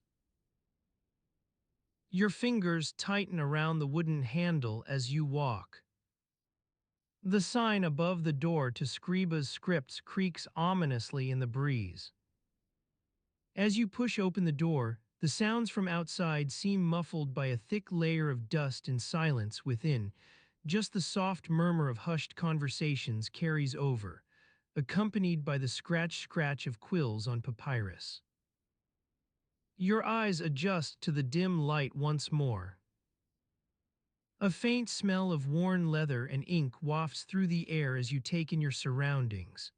Stacked crates filled with rolls of parchment, shelves groaning beneath an assortment of oddments, broken pottery, discarded scrolls, and what looks like half a dozen empty oil lamps. You spot Scriba himself hunched over his workbench, quill poised above a fresh sheet of papyrus. Scriba's eyes flick up as you enter, locking onto yours for a brief moment before he dips back into his writing. The sound of his breath, steady and slow, fills the space around him. You feel drawn to that rhythm, your own breathing slowing in sync with his. As you move closer, Scriba glances up once more, this time taking in your worn clothing and the faint dusting of powder on your boots. Ah, he says finally, laying down his quill with a soft clink against the inkwell, just the customer I was expecting. Welcome to my humble abode. His eyes flicker towards that wooden handle still clutched in one hand. A small smile plays about his lips before vanishing as quickly as it appeared. You feel a sudden pang of embarrassment at being caught with your hands full, but Scriba merely gestures for you to set the bundle down on an empty crate near him, which you do, carefully arranging the contents so they don't scatter across the floor. Your fingers release their hold on the wooden handle, leaving it lying there like a forgotten promise. Tonight's special, Scriba says with a nod towards the bundles beside your hand. I have a fresh batch of letters for hire and at a price that won't break your wallet, if you know what I mean. His eyes sparkle in the dim light as he leans back against his workbench.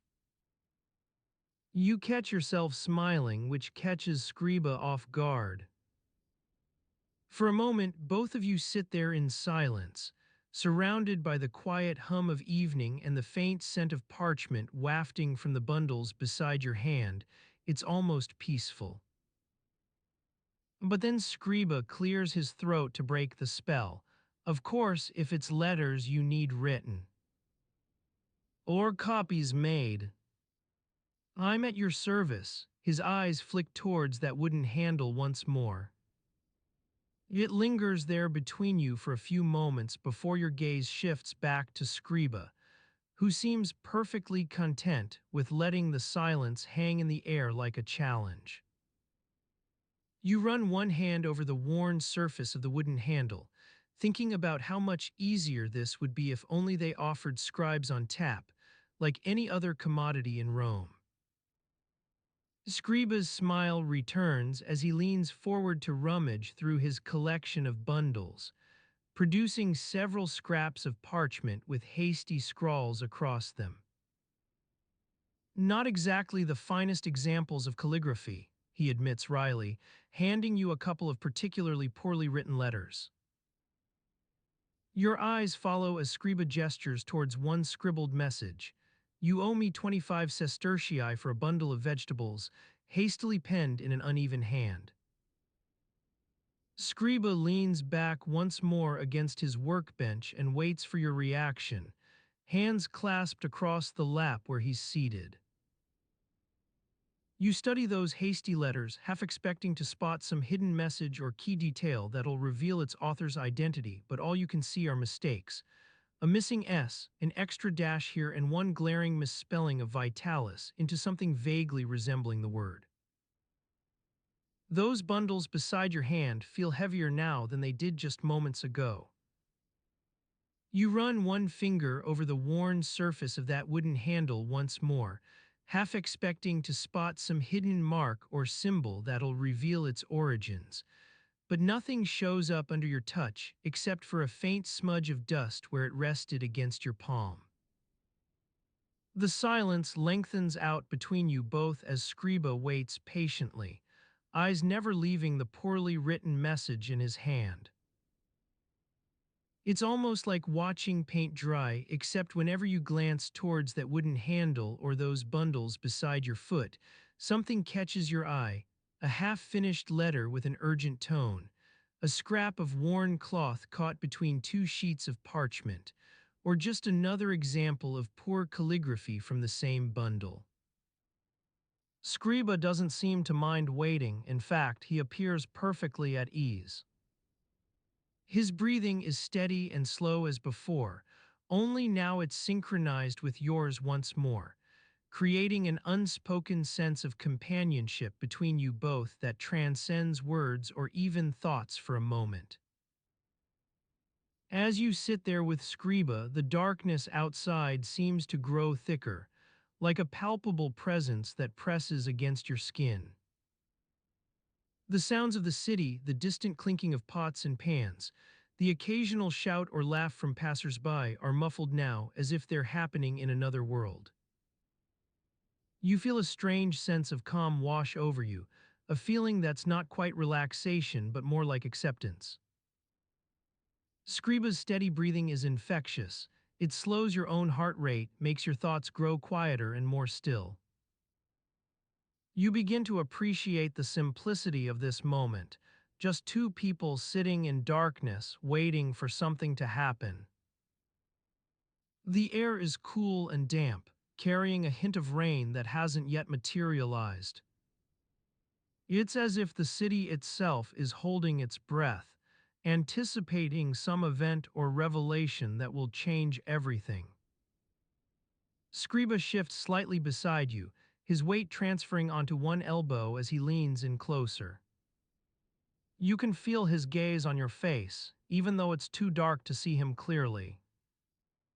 He seems more interested in you than the bundle of scrolls at your feet, and for a moment, that realization is almost disorienting. You try to remember how you got here, what led up to this exact spot in time. Was it Scriba who suggested they wait together? Or was it something else entirely, some external force or circumstance that drew them both into this strange limbo? The questions swirl through your mind but don't quite coalesce into answers. You're too caught up in the present, where nothing matters except the steady beat of Scriba's breathing and the weightlessness of being suspended between past and future. Time stretches out before you like an endless canvas, waiting for brushstrokes to bring it to life. But what kind of picture will emerge from this darkness? Will it be one of joy or sorrow, triumph or defeat? As if responding to your unspoken thoughts, the air seems to vibrate with a low hum, almost imperceptible at first but growing louder until you can feel its thrumming in every cell. It's like the city itself is awakening from some long slumber, shaking off the weight of centuries and preparing for something new. Scriba stirs beside you, his eyes snapping open as if drawn by an unseen string. You catch a glimpse of them flashing towards you before they snap back into their steady, breathing-paced cycle. But in that instant, you're certain he saw you, or at least sensed your presence on some deeper level than words can reach. The bundle of scrolls at your feet seems to stir as well, its contents whispering softly against each other like a chorus of ghosts. You lean down to investigate and find the surface worn smooth by countless fingers and hands over the centuries. The symbols etched into it seem to pulse with an inner light, but that may be just the product of fatigue or imagination. Whatever truth lies within those scrolls, they hold secrets you're not yet ready to uncover. For now, all that matters is this moment, Scriba's breathing beside yours, the city's awakening beyond your narrow patch of darkness, and the unknown that lies ahead like a chasm waiting for its first tentative step into history. The air stirs again as if something or someone is moving through the shadows outside. The hum grows louder still, a vibration so intense it feels almost physical in its presence. Scriba's eyes flicker open once more, locking onto yours with an unspoken understanding that transcends words. They're waiting together for some revelation, some event that will change everything. And you know, or at least sense, that when the light finally breaks through this darkness, nothing will ever be the same again. As you breathe in, the scent of damp earth and old stone wafts up from the crumbling pedestal beneath your feet, carrying with it the faint tang of decay and neglect. You find yourself standing in front of a statue of victory, its once majestic form now worn down by time and weather to a mere shadow of its former glory. The sun is setting over Rome, casting long shadows across the forum's central square. But even as the light begins to fade, the air remains heavy with the promise of impending dusk. The pedestal itself is cool beneath your fingertips, a gentle reminder that it has stood here for centuries, bearing witness to countless comings and goings. You run your hand over its surface, feeling the slight roughness of lichen-covered stone, the subtle imperfections etched into the weathered marble. The statue's base, meanwhile, seems almost askew, not quite level, as if some unseen force has shifted it ever so slightly from its original position. As you stand there, lost in contemplation of this ancient monument, a faint hum begins to build around you, the distant murmur of conversation, the clinking of pottery, and the occasional shout carried on the breeze.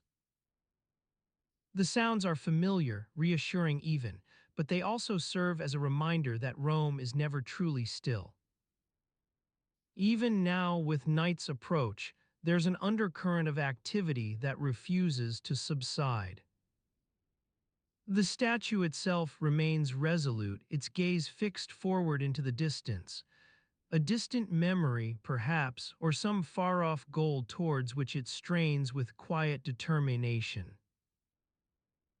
Its face is worn smooth, eroded by time and exposure to the elements, but in those blank features you sense an almost resignation, as if even victory herself has finally acknowledged that not every battle can be won. You pause for a moment, taking stock of your surroundings, the faintly uneven flagstones beneath your feet, the distant glow of torches lighting up doorways and windows along the surrounding buildings. It's a time of day when shadows stretch out across the square like dark tentacles, grasping at anything that might be within reach. Beyond the statue, you notice a pair of figures huddled in conversation near the temple of Julius Caesar, two men speaking in hushed tones, their gestures animated as they discuss some urgent matter or other. Their faces are obscured by shadows cast by the setting sun's remaining rays, but even so, you sense an air of urgency about them. Their words carry on the breeze, snippets of conversation that float past your ears like wisps of cloud, something about a shipment delayed in Ostia perhaps, or news from Gaul. The specifics are lost to the wind, but their tone is unmistakable, serious and importunate. They glance towards you occasionally, as if half expecting some revelation or answer, but for now you remain still, frozen like Victory herself. Beyond the pair of men, a small market has begun to set up near the temple's entrance, merchants unloading crates of fresh produce onto wooden stalls, their wares arrayed in neat displays. The scent of olives and freshly baked bread mingles with the earlier smell of damp earth, blending together into an intoxicating bouquet that draws you inexorably towards this particular corner of the forum. Nearby, a trio of children are playing among the market stalls, laughing and chasing each other around the edges of a fruit stand as they compete for ownership of some juicy-looking melon. Their shrieks echo off nearby buildings, a cheerful contrast to the more subdued atmosphere cast by the statue's stillness.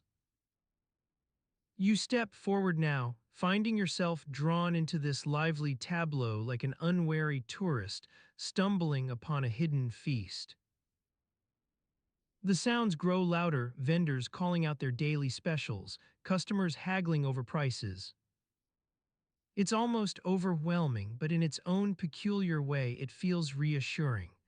Rome may be a city of marble and stone, but at heart, she remains a place where commerce flows like lifeblood through the streets. The air is thickening with evening now, shadows deepening as sunlight gives way to moonlight.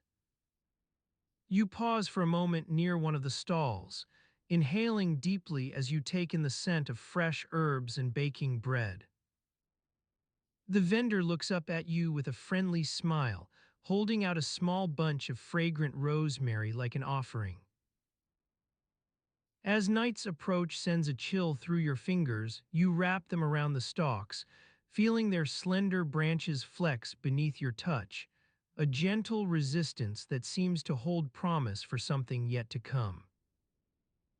The vendor nods in approval as he hands over a few coins, his eyes locked on yours with a knowing glint. There's magic hidden here somewhere, waiting for someone to uncover it. Beyond this tranquil corner of the forum, however, darkness gathers, an almost palpable presence that threatens to encroach upon the flickering torch's soft light. It's as if even Rome herself feels the weight of history bearing down upon her shoulders, shouldering the accumulated burdens of centuries past and present. The city holds its breath for just a moment before exhaling softly into the stillness. You stand there now, caught between the statue's silent vigilance and this vibrant market scene, suspended in an eternal instant when night begins to creep over Rome like a thief in the darkness, snatching away all that's been revealed. It's as if even time itself is being rewritten here, rearranged into some grand tapestry woven from countless threads of experience. In this strange limbo, you pause for just one moment longer, suspended between worlds, caught up in a dance where every step reveals the intricate patterns beneath your feet. Then night descends like a shroud over Rome's shoulders, softly blanketing all that lies within its grasp. As night descended over Rome, a soft hush fell upon the city like a blanket gently smoothed by an unseen hand. The sounds that had filled the day, the chatter of pedestrians, the clatter of merchant stalls, and the occasional trumpet blast from the legions stationed along the Tiber, all grew fainter, as if muffled by some invisible membrane. You stood at the foot of the great statue of Victory on its pedestal, gazing up at her triumphant form. Her right hand held a laurel wreath aloft, while in her left she grasped an orb symbolizing the Roman Empire's dominion over the world. The intricate carvings that adorned her robes seemed to shimmer in the soft moonlight, as if infused with a life of their own. As you looked up at Victory, your eyes began to feel heavy, weighed down by the slumbering city around you. You felt an inexplicable urge to lean against the pedestal's base, letting its stone surface support your weary frame. Your thoughts grew foggy and disjointed, like wisps of cloud dispersing before a rising sun. As night deepened, shadows began to lengthen across the forum floor, creeping towards each other with stealthy silence. Flickering torches, suspended from iron brackets overhead, cast eerie silhouettes on the pavement below. You felt as though you were trapped in a dream world where time itself had grown distorted and fluid. The Statue of Victory stood watch over this liminal realm, steadfast and unchanging despite the shifting tides around her. Her face seemed to be chiseled from some harder material than stone, marble, or alabaster, perhaps, for its features appeared timeless and ageless. You couldn't help but wonder what secrets lay hidden behind those tranquil eyes. A faint sound drifted through the night air, a low hum of quiet conversation carried on whispers, mingling with the distant rumble of water from the Tiber's banks. It sounded as though people moved unseen around you, ghosts haunting the forum, weaving in and out of shadows. You felt an unshakable sense that others were present, their footsteps padding softly across the pavement like a gathering storm. You stood transfixed by Victory's presence, your gaze drawn upward to meet her serene expression. It was as though she stood sentinel over this nocturnal Rome, guardian of secrets hidden beneath the surface, keeper of memories slumbering in wait for the dawn. Your thoughts began to unravel threads from some forgotten tapestry, whispers of myth and legend that seemed connected yet impossible to grasp. The soft breeze stilled, leaving an oppressive stillness in its wake. You felt as though you were standing on a tightrope stretched between reality's two sides, one foot planted firmly within the world above, while your heart remained suspended below, drawn by unseen forces into the realm of dreams. In this strange limbo where time warped and distorted itself, it seemed possible that anything might happen. You felt an unshakable sense of anticipation building inside you, like a bow being pulled taut with expectation, waiting for some long-hidden secret to be revealed from beneath Victory's serene gaze. Night deepened further still until Rome became a shadowy entity wrapped around its central heart, the forum where all paths converged. Your eyes remained fixed on the Statue of Victory, feeling as though you were bound by unseen threads to this mysterious figure, caught in some intricate dance where every step revealed hidden patterns beneath your feet. And then, without warning, something moved within the shadows nearby. A low murmur rose above the distant hum of whispers and water's gentle flow, a rustling sound like silk or sandaled leather softly brushing against stone. It was as though someone, or some presence unseen, had chosen this moment to emerge from the night itself. You turned slowly, your heart pounding in anticipation, but it wasn't until you heard a soft voice whispering on the wind that reality's hold began to slip further still.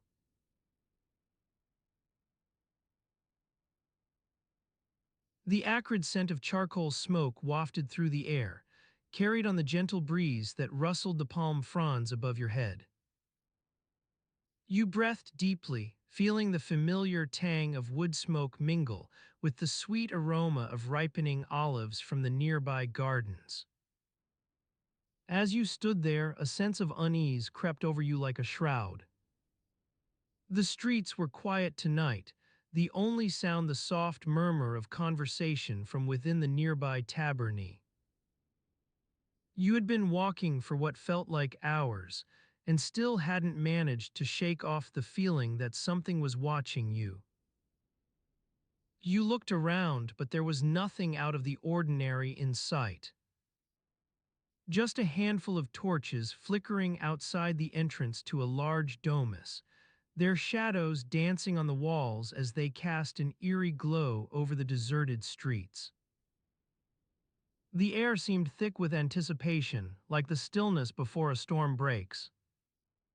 You continued on your way, trying not to think about the strange sensation that had been growing inside you all day. Your feet carried you automatically towards the public baths, where the warmth and comfort of hot water and steam usually managed to soothe even the most troubled mind. But tonight, something felt off. As you approached the entrance, a young slave girl stepped out from beneath the awning above the doorway, her eyes scanning the street before locking onto yours with an expression that bordered on desperation. "Please," she whispered urgently, as if sharing a secret no one else was meant to know. "Follow me." You hesitated for a moment, unsure of what to do next. But there was something about the girl's tone that put you at ease, and so you nodded and followed her into the baths. The interior of the baths was warm and humid, filled with the scent of hot stone and baking earth. Steam rose from the floor, creating a thick mist that clung to your skin as you walked through it. You felt like a ghost drifting through a world both familiar and strange. As you made your way deeper into the complex, the girl led you past rows of marble-lined pools, their surfaces reflecting the flickering torchlight above. The sound of dripping water echoed off the walls, creating an eerie melody that seemed to reverberate deep within your chest. Finally, they reached a small room tucked away in a corner of the baths.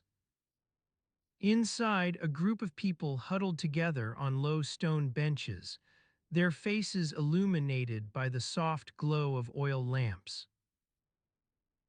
The girl gestured for you to take a seat beside them, and as you did, she slipped out into the darkness once more.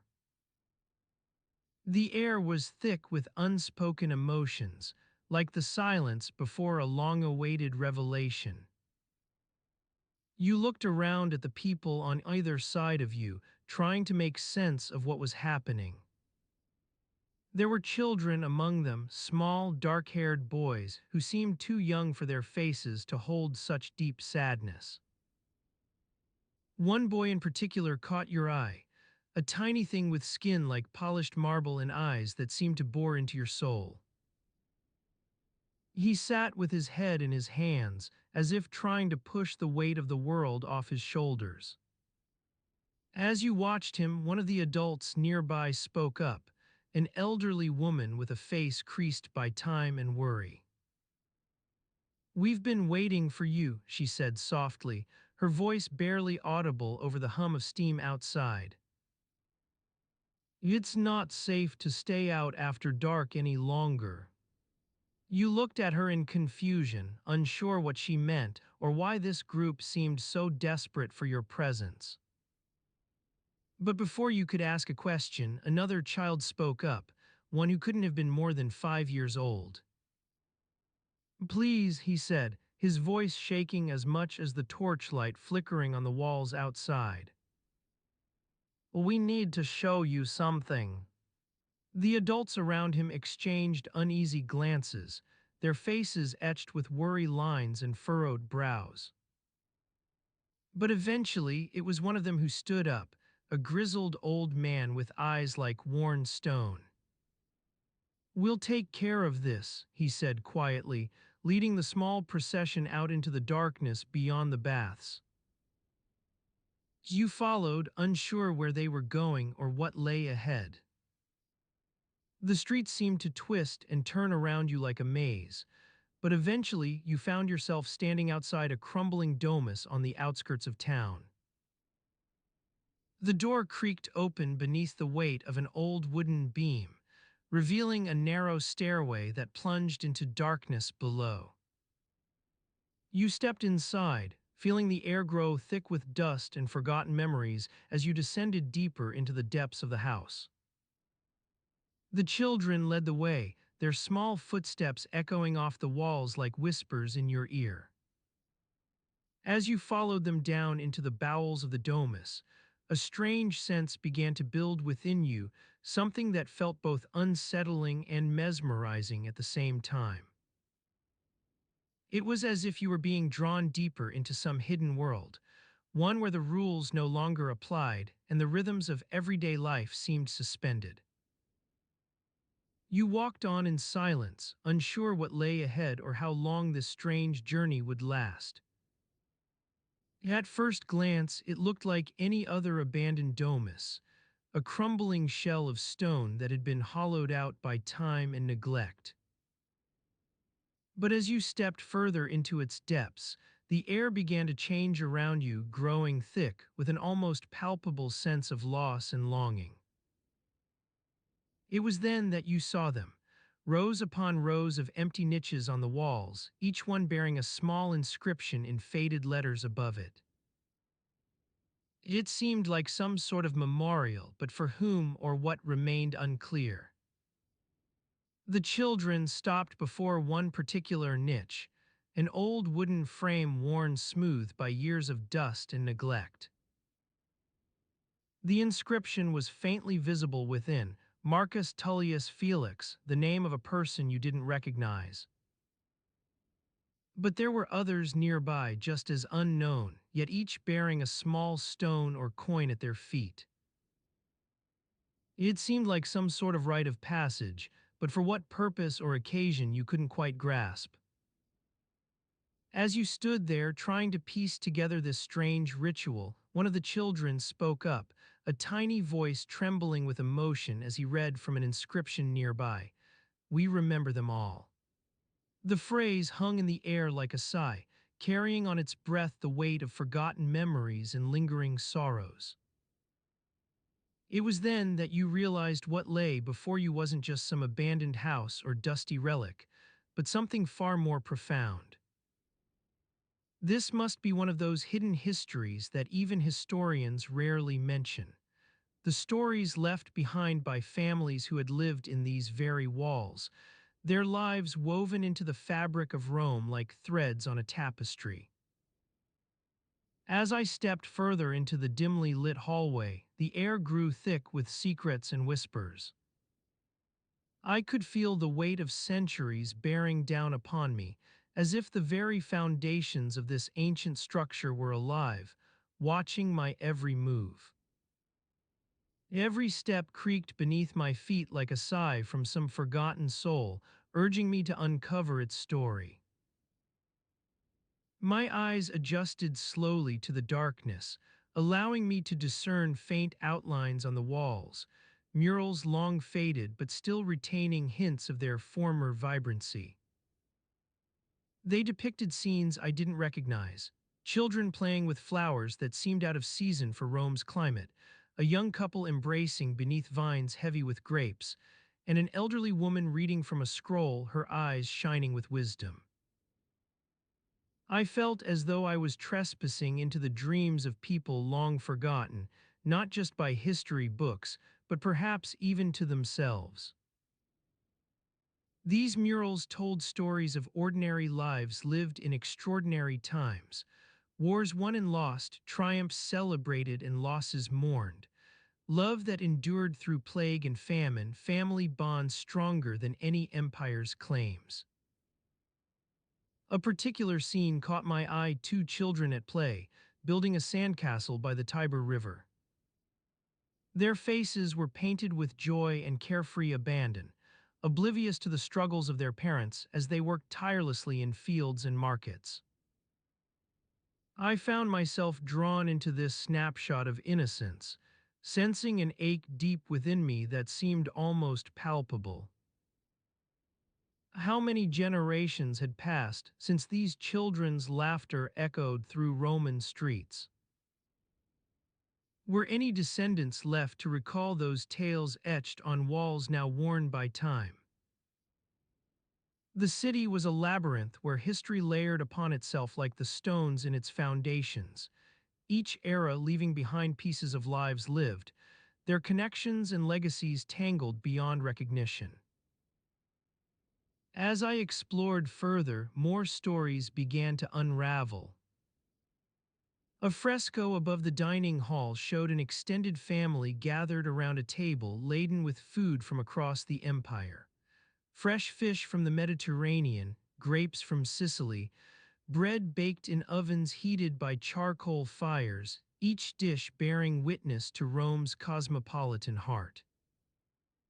The dinner scene was accompanied by an inscription that seemed almost defiant against the passage of time. Nunc et semper it read, a reminder that this night would be remembered for eternity, tonight and forevermore. But as I gazed upon these faces so full of life, I couldn't help but wonder if they had indeed been forgotten, or at least left behind in an era where the weight of historical records sometimes overshadowed personal stories. As the hours slipped by, the air inside grew colder and heavier with every step. Shadows deepened around me, threatening to engulf these fragile memories that lingered on walls. I knew then it was time to leave this place to its silence, but not without a promise to carry their stories back into the world of light where history books often relegated them. Stepping out into the evenings, chill air brought an unexpected sense of clarity, as if the city itself had given me permission to breathe. Stars overhead seemed brighter than I remembered from my previous walk through Rome's streets, perhaps because this time they illuminated more than just the present moment. They highlighted a tapestry woven by countless hands over centuries. Walking back towards the forum, the sounds and smells of ancient life filled my senses. Merchants hawking their wares, cooks preparing meals in kitchens above them, children playing in every corner of Rome. I felt part of this living, breathing entity, connected to those who had come before me through shared moments like these.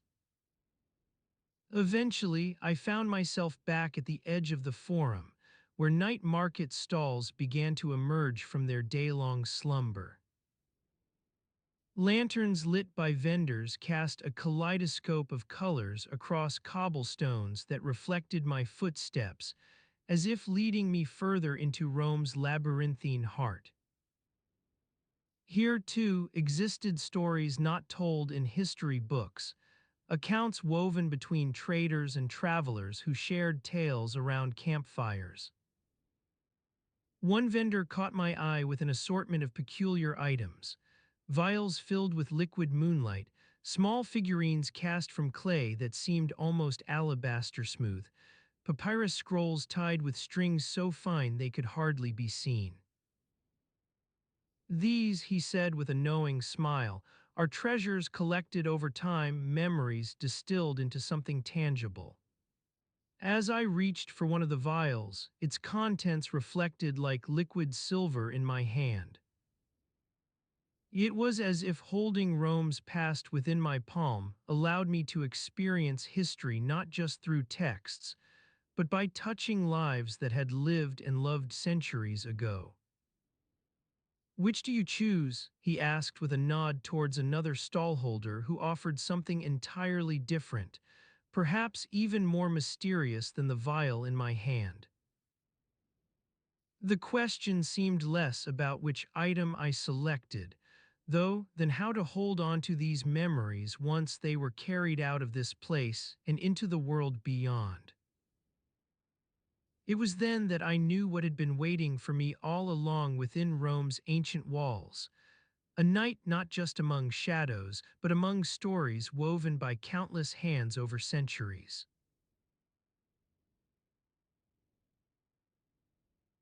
The warmth of the sun-baked stone seeped into your skin as you lay down on a worn wooden pallet, the scent of old dust and olive oil lingering in the air. The flickering torch outside cast shadows on the walls of the small insula where you had rented a room for the night. You felt the weight of exhaustion sinking into the mattress, your muscles relaxing one by one as you let out a soft sigh. The previous day's journey from Ostia to Rome still lingered in your mind like an unshaken echo, dusty roads, crowded markets, and endless chatter. Your feet had carried you through narrow alleys and across bustling forums, but now they felt heavy with fatigue, as if the weight of Rome itself was bearing down on them. You closed your eyes, letting the weariness wash over you in gentle waves.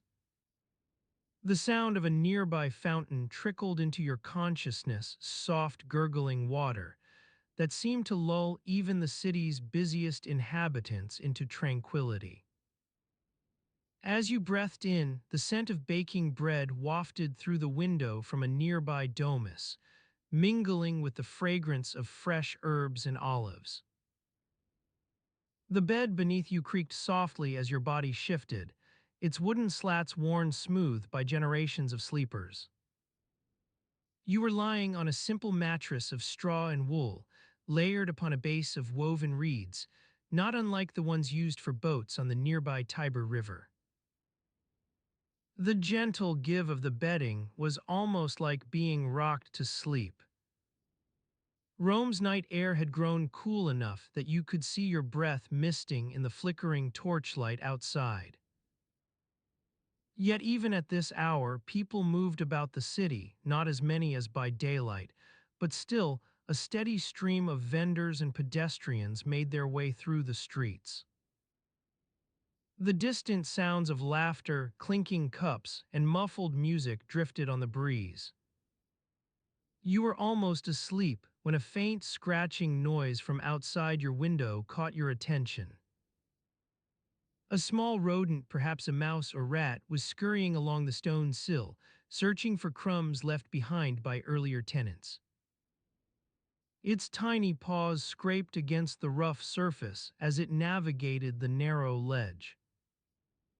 As you watched this nocturnal visitor with half-closed eyes, memories began to seep into your mind like a subtle tide. Moments from days past when similar nights had unfolded in Rome's eternal cycle of activity and rest. Like now, people slept fitfully on their pallets while above them, under the open sky or beneath awnings, others whispered stories around candles. The scratching ceased as the rodent vanished into some hidden crevice within the walls. The silence that followed was almost palpable, a heavy stillness punctuated only by your own breathing and the faint hum of crickets outside. You began to drift toward sleep once more, but not before your mind caught on one final thought. Rome's calendar, with its confusing mix of 355-day years and short intercalary months. It was said that even some Romans themselves couldn't keep track of their own timekeeping system, a hodgepodge of lunations and lunar cycles adapted from the Etruscans. A faint memory stirred in your mind, a conversation overheard at a market stall near the Argultum, where someone mentioned an inscription on the Capitoline temple that read DCCCCLXII, 363 days before another festival.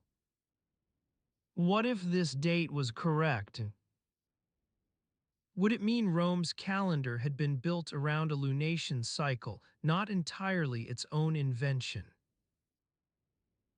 These musings dissipated with each passing moment as your eyelids grew heavier, the room growing darker and more still by degrees.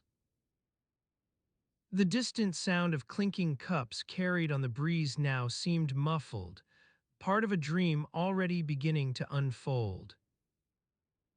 You felt yourself becoming lighter, floating toward some unremembered place within Rome's vast, labyrinthine heart.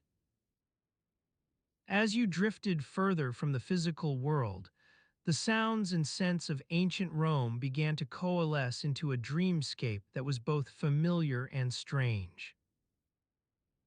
The air thickened with incense and roasting meat, transporting your senses to the bustling streets of the eternal city.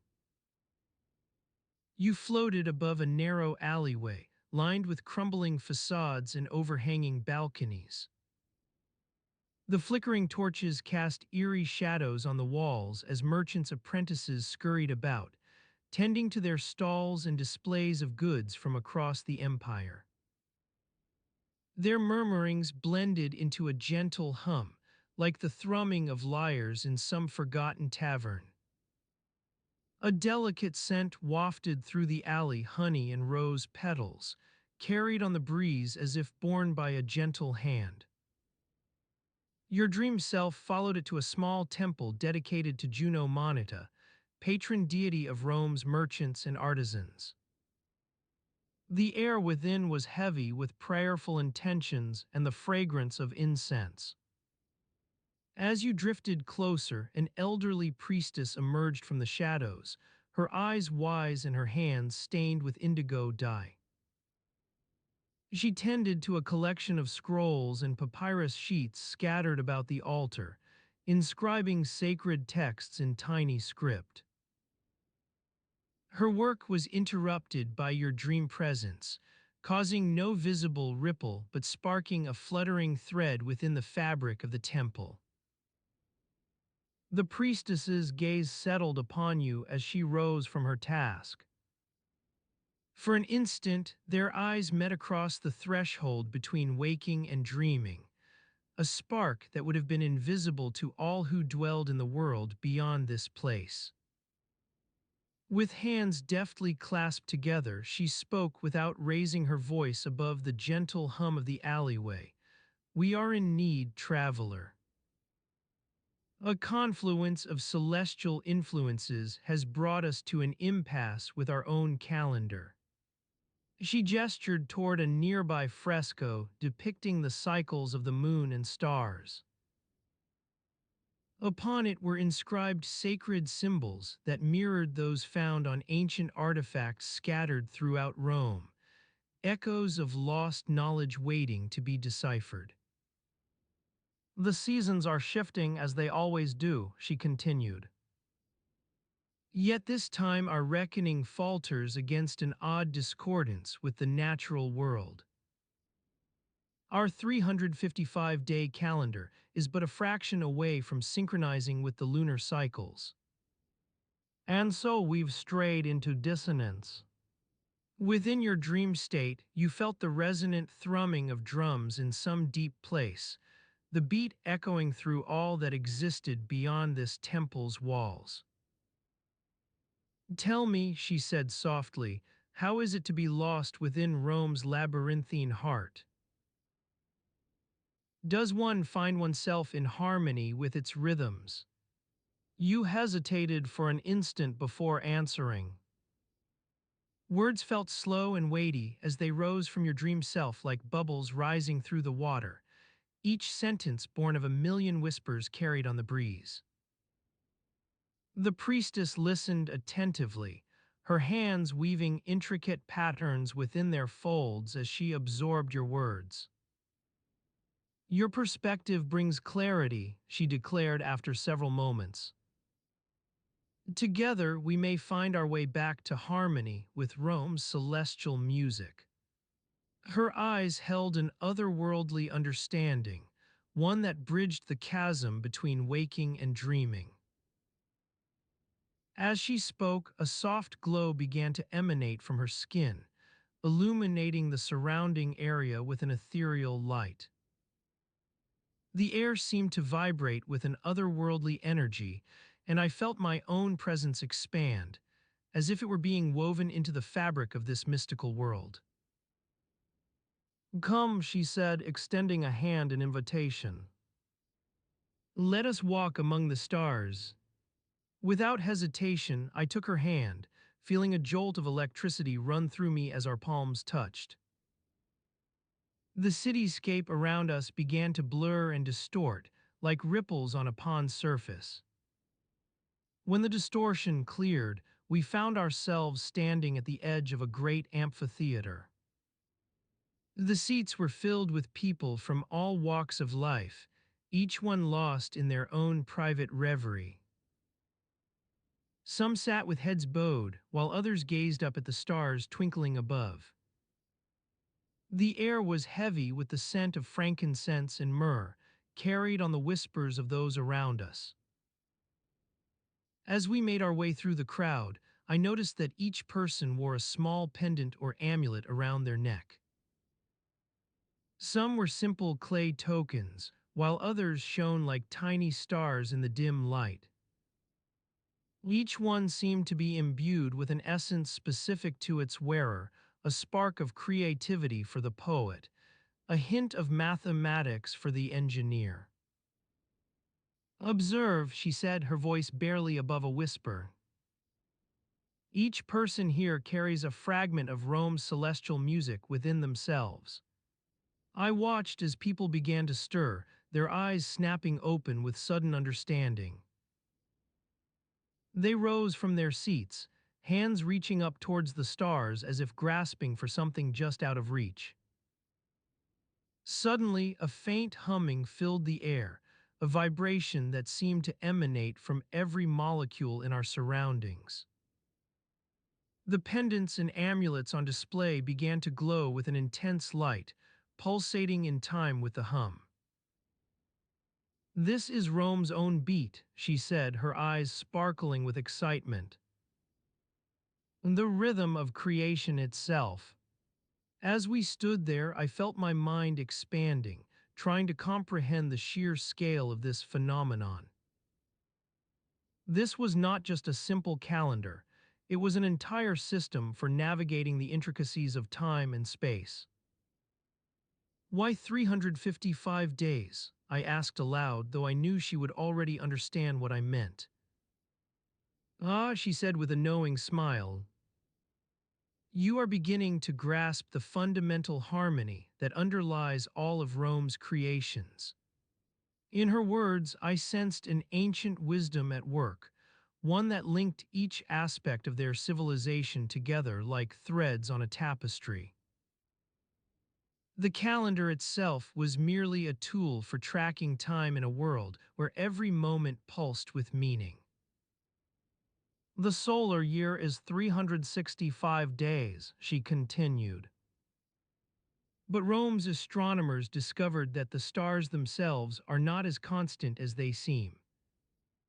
There exists an interplay between Earth and other celestial bodies, one that affects our lives in countless ways."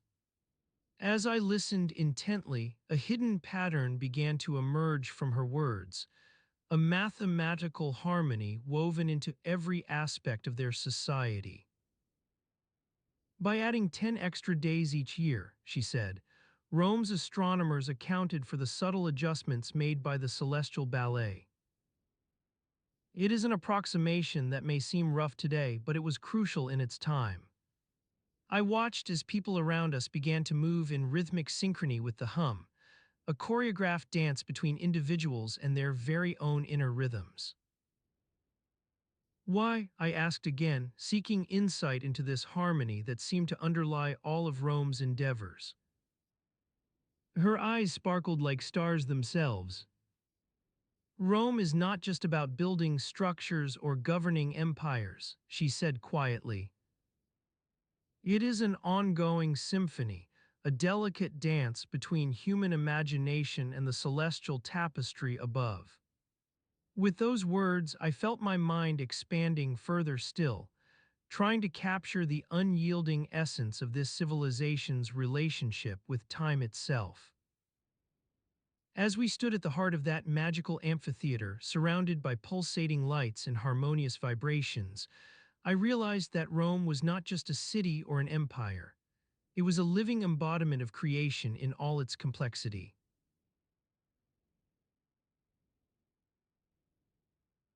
The scent of worn leather and sandalwood wafts through the air as you settle into your favorite spot on the couch, feeling the softness of the cushions enveloping you like a warm hug. The flickering light from the oil lamp casts an intimate glow over the room, making every creaky floorboard and wobbly chair seem cozy rather than worn. You're in the imperial palace, trying to catch your breath after a long day of watching gladiators fight for their lives. As you lean back against the cushions, the softness gives way beneath you, and you feel yourself sinking into it like sand on a beach at low tide. The air is thick with the scent of burning incense, carried by the gentle breeze from the nearby gardens. You close your eyes, letting the sounds wash over you, the distant murmur of conversation, the soft clinking of glasses against stone walls, and the occasional burst of laughter that makes its way through the corridors. It's a soothing melody, one that has lulled many an emperor into a peaceful slumber after a long day. You recall Emperor Commodus, who once ruled with such extravagance and excess that even his own courtiers began to whisper against him in hushed tones. His love of gladiatorial games was legendary, but few remember the small details, like how he always preferred to watch from behind a curtain, preferring not to be seen by those below. As you think back on your day at the Colosseum, the sounds become louder, the roar of the crowd as they cheered and jeered in equal measure. You can almost smell the sweat and blood that clung to the stone seats long after the games were over. The vendors selling their wares outside had been particularly aggressive today, trying to coax you into buying all manner of useless trinkets. The weight of your thoughts begins to settle onto your shoulders, making them feel heavy with exhaustion.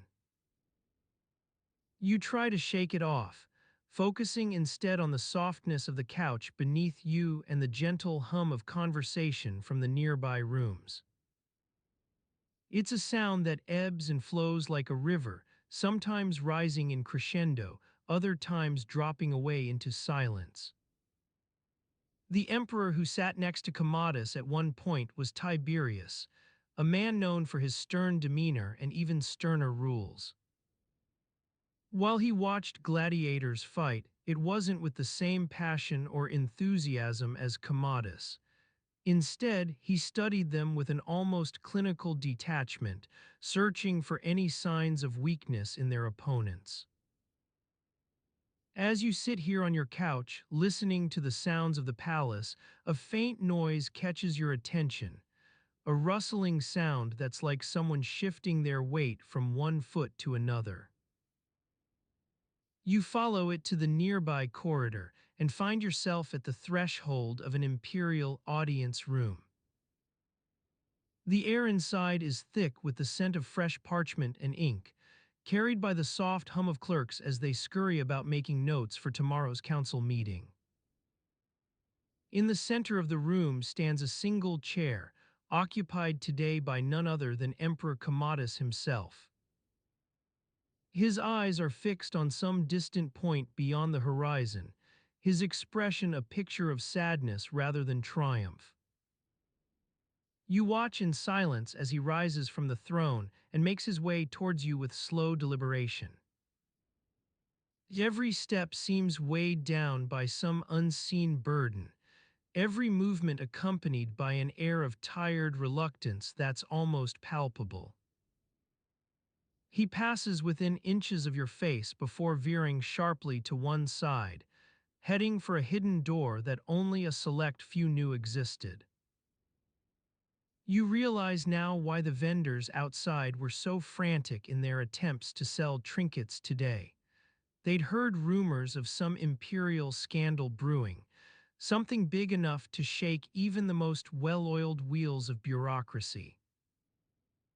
Commodus was said to have fled through secret passages during his reign, but that story might be nothing more than a myth.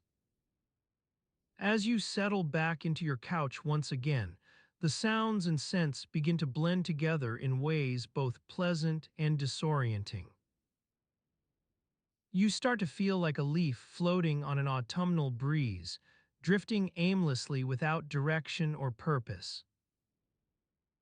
The world outside recedes until all that's left is this one quiet moment, suspended between past and present. You recall the weight of your own worries, trying to shake them off as you had earlier in the day when sitting at the Colosseum. Now it seems trivial compared to the burdens carried by these imperial figures. Kamada's tired expression still haunts your mind like a ghostly echo. But that's what history does. It weaves together disparate threads of human experience into a vast, intricate tapestry. What if this thread, Kamada's flight through secret passages, was actually woven from the very same material as those worn leather sandals you wore on a walk around town? As I walked along the cobblestone streets, my worn leather sandals slapping against the pavement with each step, I couldn't help but think about the strange tales that whispered through Rome's alleys and courtyards. The city was a labyrinth of secrets, where whispers of imperial scandals mingled with rumors of hidden treasures and ancient mysteries. I had heard tell of Kamada's infamous flight through secret passages, how he'd slipped away from his own palace under cover of darkness to escape the weight of his troubles. Some said it was more than just an attempt at a midnight stroll, that he'd been fleeing not only the pressures of ruling, but also some darker, unseen force. As I continued my walk, I found myself drawn into the winding alleys and back streets of Rome's oldest quarter. The buildings seemed to lean in around me, their crumbling facades telling stories of centuries past. Every so often, a glimmer of light would appear from an upper window or the doorway of a small tavern, beckoning passers-by to come and share their tales. I turned down a narrow alleyway that I'd never noticed before, its walls lined with ancient frescoes depicting scenes of mythological gods and goddesses. The air was heavy with the scent of cooking oil and roasting meats from nearby food stalls. Suddenly, a figure emerged from the shadows, an old woman with a wispy crown of gray hair, her eyes shining like polished onyx in the dim light. "Welcome, traveler," she said, her voice dripping with a hint of mystery. "I see you're one for stories and secrets. Come with me." She led me to a small courtyard hidden behind a crumbling facade, its walls lined with ancient mosaics depicting scenes of imperial Rome at its peak. A fire crackled in the center, casting flickering shadows on the surrounding buildings. "Commodus," she began, her voice barely above a whisper. "They say he was not just fleeing his troubles, but also something within himself, some dark force that clawed at his heart like a beast. Some claim it was madness, others say it was fate."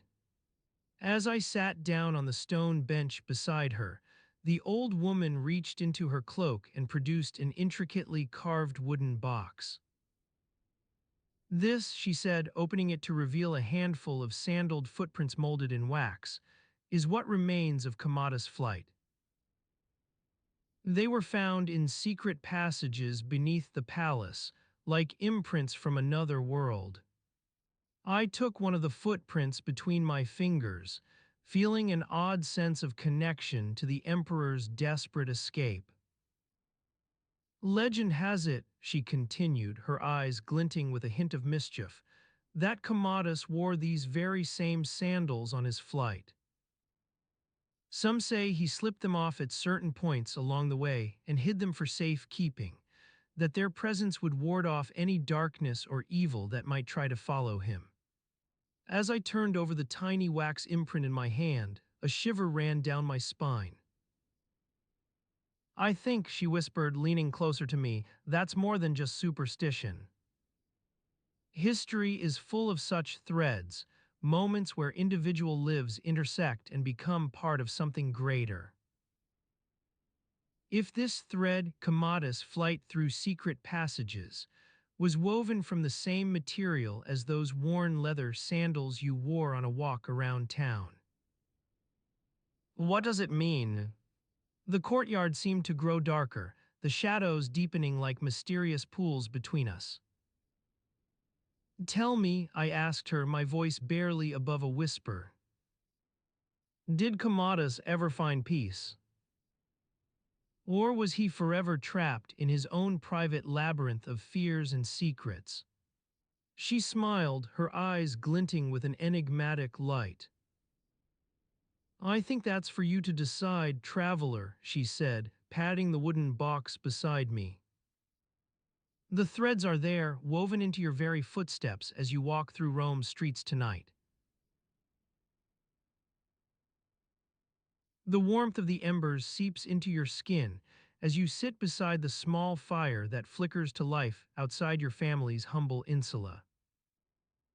The flames dance, casting shadows on the walls of your tiny apartment, and the air is filled with the smell of smoldering wood and cooking meat.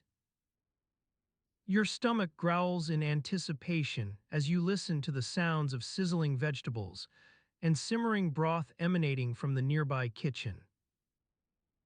Tonight, like every night during this siege, food will be scarce, but your mother has managed to scrounge up some meager rations. You've learned not to question her resourcefulness when it comes to making do with what little is available. As you lean back against the wall, feeling the cool stone beneath your shoulders, you notice the weight of a nearby wooden bucket. It's been sitting there for hours, waiting to be filled with water from the nearby public fountain. You reach out and run your hand over its worn surface, feeling the faint scratch marks that have accumulated over time. The sounds of the city drift in through the narrow windows, distant shouts, clanging pots, and the occasional rumble of chariot wheels on cobblestone streets. Tonight is no different from any other night during this siege. People huddle together for warmth and safety, sharing what little they have to sustain themselves until dawn. Your eyes wander back to the fire, where your mother stands carefully arranging a few scraps of meat onto a makeshift spit. The sizzling sounds grow louder as she tends to it, her hands moving with a practiced ease that belies the worry etched on her face. You can almost smell the aroma of roasted meat wafting through the air, teasing your senses and heightening your appetite. You rise from your seat, feeling the weight of exhaustion in every muscle. Your mother looks up at you, noticing the weariness etched on your features, and offers a gentle smile as she hands you a small bowl filled with what passes for dinner tonight, thin soup made from scraps of vegetables and bits of bread. You take it gratefully, inhaling deeply to appreciate the simple flavors. As you sit back down beside the fire, spoon in hand, you feel the weight of your own fatigue settle over you like a shroud. Your eyelids droop slightly as you focus on eating slowly, savoring each bite despite its meager size. Tonight's dinner is far from filling, merely enough to keep hunger at bay until morning. Your mother notices your gaze drifting toward her and speaks softly, "You're tired, aren't you?" Her voice carries a hint of understanding that transcends words, speaking directly to the exhaustion etched on every line of your face. You nod silently in response, not needing to articulate what she already knows.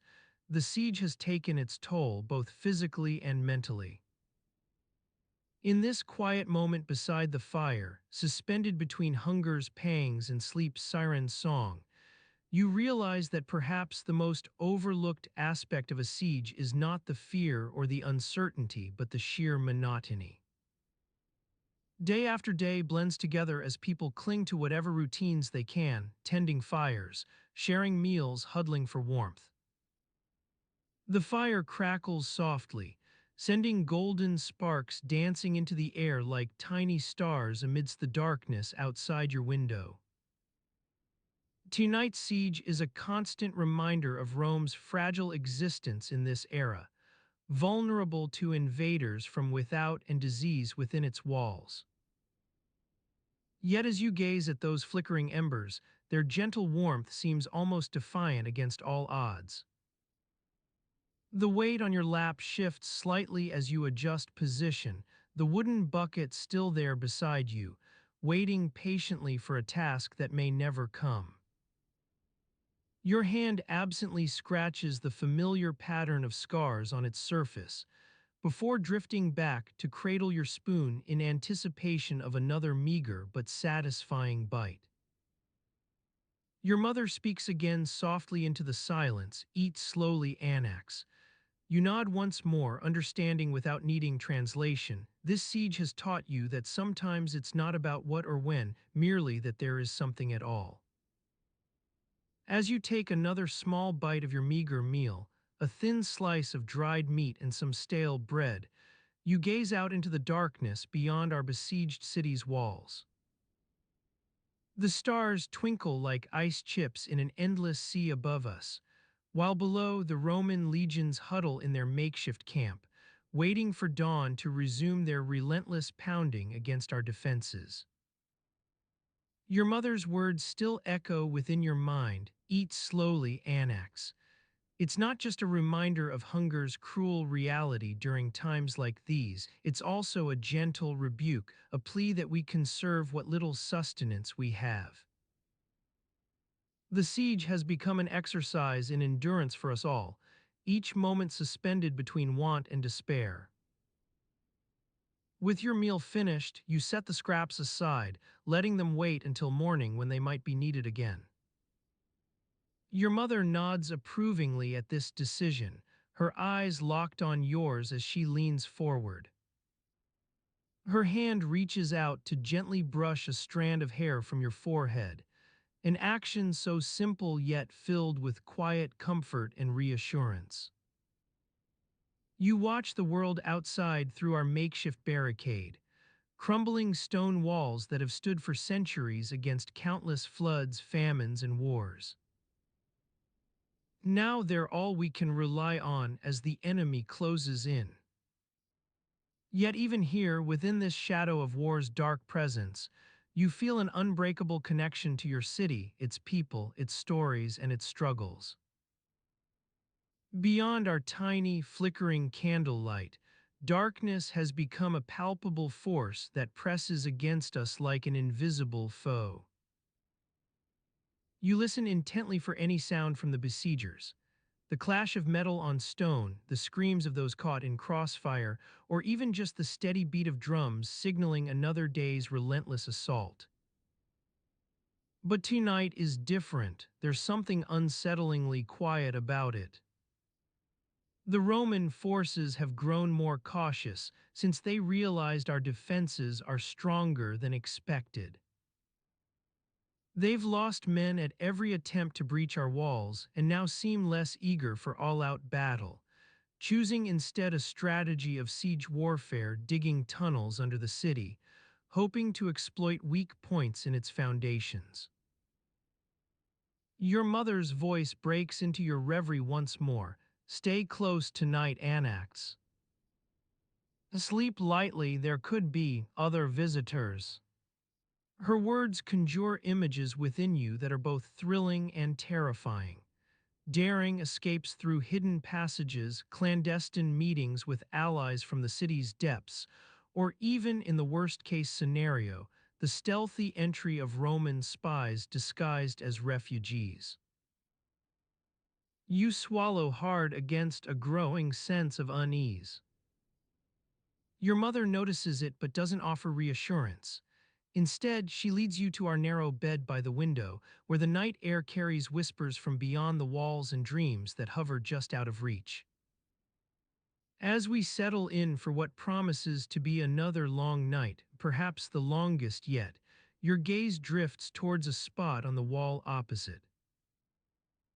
There's something etched into its weathered surface, almost invisible against the dark stone, an ancient symbol left behind by long-forgotten hands.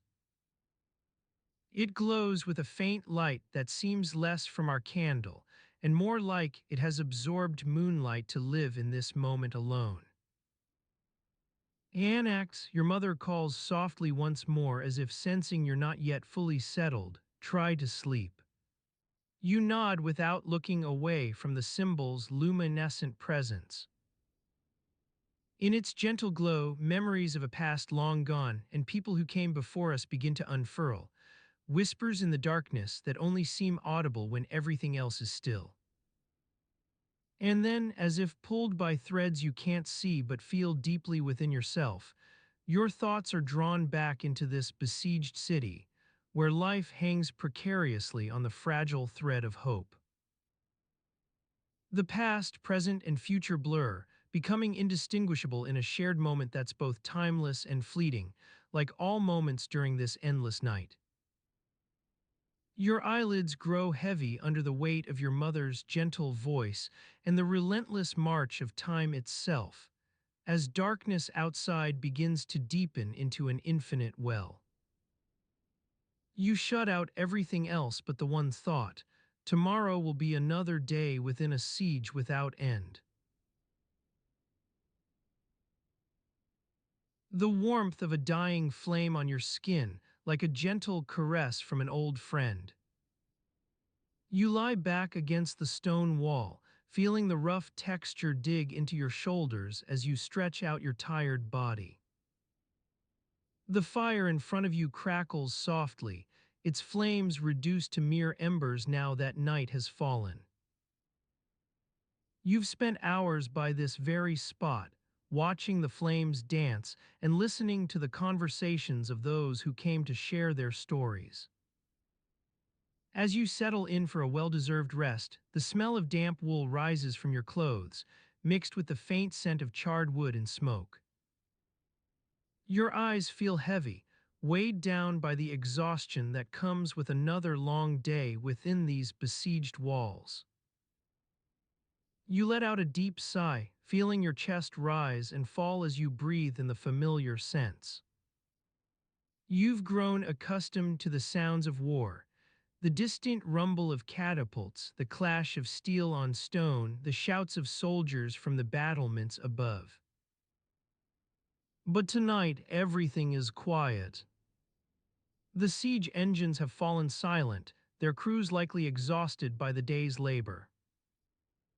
You're left with nothing but your own thoughts and the gentle crackle of the dying fire. Your eyelids droop, heavy as stones, as you try to focus on anything other than tomorrow's troubles. Your mind wanders back to the events of today, watching from a distance as the Roman engineers worked tirelessly to reinforce the walls, listening as they debated strategies for defending against the enemy's constant bombardment.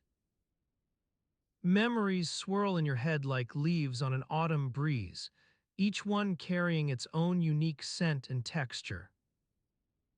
You recall walking through the city's markets earlier that day, sampling local delicacies, sweet pastries filled with honey bred fresh from the ovens, and steaming bowls of porridge to warm your belly. As you settle deeper into relaxation, a memory surfaces, a fragment of conversation between two soldiers stationed near you. They spoke in hushed tones about an archaeological site they discovered on one of their patrols, something that looked like a missing link if rumors were true. You remember the excitement in their voices as they talked of ancient civilizations and long-lost knowledge. Your mind drifts back to the present moment, where warmth is seeping into your bones from both the fire and the night air. Outside, stars twinkle above, their light reflected off the dew-kissed stones that line the streets of Rome. The city sleeps, or at least tries to, but you know it's never truly quiet when war looms just beyond its walls. The sound of footsteps echoes in from outside your little group, growing louder as someone approaches. You open one eye lazily and see a figure silhouetted against the night sky, their features illuminated only by a faint flickering torch held aloft. It's Marcus, an engineer you've come to know over these long months. Marcus sets down his burden, a large pack of tools and materials, beside the fire. He lets out a sigh as he sits next to it, running a hand through his dusty hair in a gesture that says more about exhaustion than any words ever could. Still warm, he notes quietly, gesturing towards the embers. You nod toward him without opening your eyes further, grateful for someone else's presence, but also aware of how tired you both must be to appreciate this simple moment together. The fire crackles softly on, its warmth an oasis in a sea of uncertainty, and one small comfort that tomorrow will bring with it more challenges than either of you can yet imagine. Marcus gets up again after a few moments of silence, his movements as economical as those of any seasoned soldier who knows their time is best spent elsewhere. "I'll take the watch," he says softly into the darkness beyond your little group's circle. His torch flickers in sync with the ember's gentle dance before it disappears from view. The fire settles further now that Marcus has left, and you're left to drift between awareness of its warmth and the heavy weight of sleep trying to claim you once more. The sounds outside recede into a muffled background noise, far-off drums beating in time with your own heartbeat as the world slips away bit by bit. A small gust stirs the embers, sending wisps of smoke curling towards the star-filled sky above like tendrils reaching for something beyond reach. As you watch them rise and fade without consequence, a part of your mind wanders back to that archaeological site. What if it really was the missing link everyone's been talking about? What would that mean for their understanding of history? The questions swirl in silence as the night deepens around you, heavy with its own unspoken concerns. The embers continue their gentle dance beneath a canvas studded with stars above, each one casting shadows on the faces of those who lie nearby, waiting patiently for dawn to break another day within this siege that seems never-ending. Time passes quietly now, like water flowing through an ancient aqueduct hidden deep beneath Rome's streets. As you succumb further to its soothing rhythm, a final thought surfaces before sleep claims your weary mind. Tomorrow will indeed be just like any other in the city under siege, but perhaps it might also hold within it something more. As you drifted off to sleep, the gentle lapping of water against stone seemed to synchronize with the beating of your heart. The city above was alive and restless, its inhabitants huddled in narrow alleys or scurrying through the streets like ants. But down here, beneath the ancient stones, all that existed were the soft whispers of the aqueduct's waters and the faint scent of damp earth. In a distant part of the city, a small group of men stirred to life as the first light of dawn crept over the horizon. Marcus Aurelius' cohort had been tasked with investigating reports of missing citizens, not just any ordinary folk, but those who possessed knowledge or skills deemed essential for the war effort. Rumors swirled about secret passageways and hidden chambers beneath Rome's streets, where captives might be held in exchange for concessions to their captors. The group leader, a grizzled veteran named Gaius, gathered his men around him as they prepared to set out into the heart of the city. "We'll follow the route taken by the aqueduct," he instructed, eyes narrowing against the rising sun's glare. "Perhaps we'll find some clue or sign that will lead us to our quarry." As they made their way through narrow streets and alleys, the sound of rushing water grew louder, guiding them toward their destination. The group moved swiftly yet stealthily, aware that every step might be watched by unseen eyes. Upon reaching a large stone facade bearing an image of the emperor's visage, Gaius halted his men. This must be it, he muttered to himself, tracing the carvings on the wall with a calloused finger. A small inscription above the entrance read, Aqueducta Taurina, a name that seemed almost forgotten in these troubled times. Without fanfare or warning, Gaius pushed open the large stone door and led his companions into the dark recesses beneath the city. The air within was stale and musty, heavy with secrets kept hidden for centuries. A narrow staircase descended deep into darkness, winding down toward a sound that grew louder still, the roar of rushing water. Below the city streets lay an engineering marvel. The ancient aqueduct's stone-lined course stretched out before them like a glistening serpent, its walls reflecting moonlight from above. The air was thick with mist, condensation dripping from the cavernous ceiling as they made their way along the narrow walkways that paralleled the watercourse. Each step revealed fragments of Rome's history, crumbling frescoes on damp stone, worn statues of forgotten gods and goddesses, inscriptions scrawled by unknown hands, all remnants of a civilization built upon secrets hidden beneath its very foundations. Yet Gaius remained resolute in his mission to unravel the mystery that had brought him here. At length they arrived at a branching point where several aqueducts joined together like veins on a map.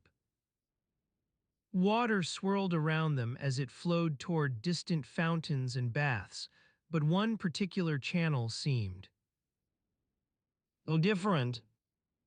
A faint line of light escaped from its mouth, casting an eerie glow through the darkness.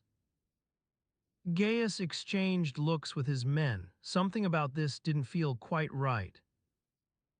As they cautiously approached the peculiar aqueduct section, a burst of cold air swept past them, carrying whispers on its heels. Non est hic locus, this is not here. The words echoed within their minds as if spoken by some unseen presence. Suddenly, Gaius halted his steps and raised an eyebrow toward one companion. Silvanus, he whispered urgently, come here. A young man with eyes sunken from fatigue obeyed without hesitation, edging closer to the mysterious aqueduct section. As Silvanus peered into its depths, a glint of gold caught Gaius' attention, something reflected within the light that now seemed like nothing more than an ordinary stream. What is this? Gaius asked, voice barely audible above the rushing water's din. Silvanus squatted lower to examine the spot. A faint inscription danced along the aqueduct wall nearby. Nec tibi Roma dabit iter nisi, Rome will not give you passage unless. A shiver ran down each spine as they shared a look of understanding. This was more than just an abandoned passageway or relic from times past.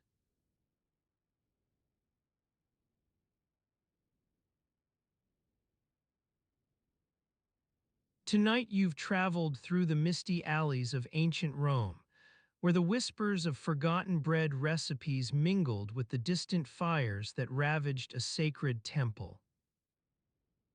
Shadows danced upon the walls as inscriptions revealed secrets about slavery's dark underbelly. A promise unkept cast a long shadow over an unsuspecting family's life. Meanwhile, in the dawn-lit marketplaces, aromas wafted through the air like wisps of smoke from distant tides going out to sea. What connects these seemingly disparate fragments?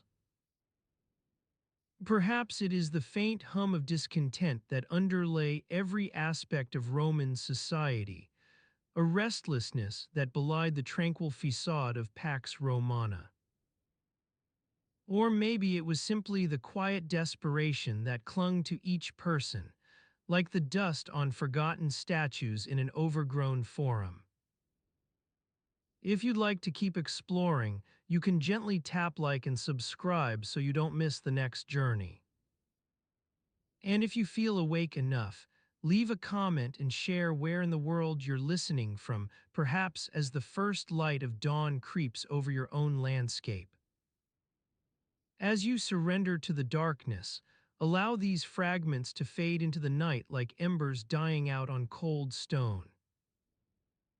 The details will sink beneath the surface of thought, carried away by the silent currents of memory. In this vast and ancient city, time itself is a patient gardener, tending the forgotten paths that lead us back to ourselves. And as you breathe in the stillness, remember, like autumn leaves left on a winter's earth, memories are cradled beneath the long patience of time, waiting for spring's awakening.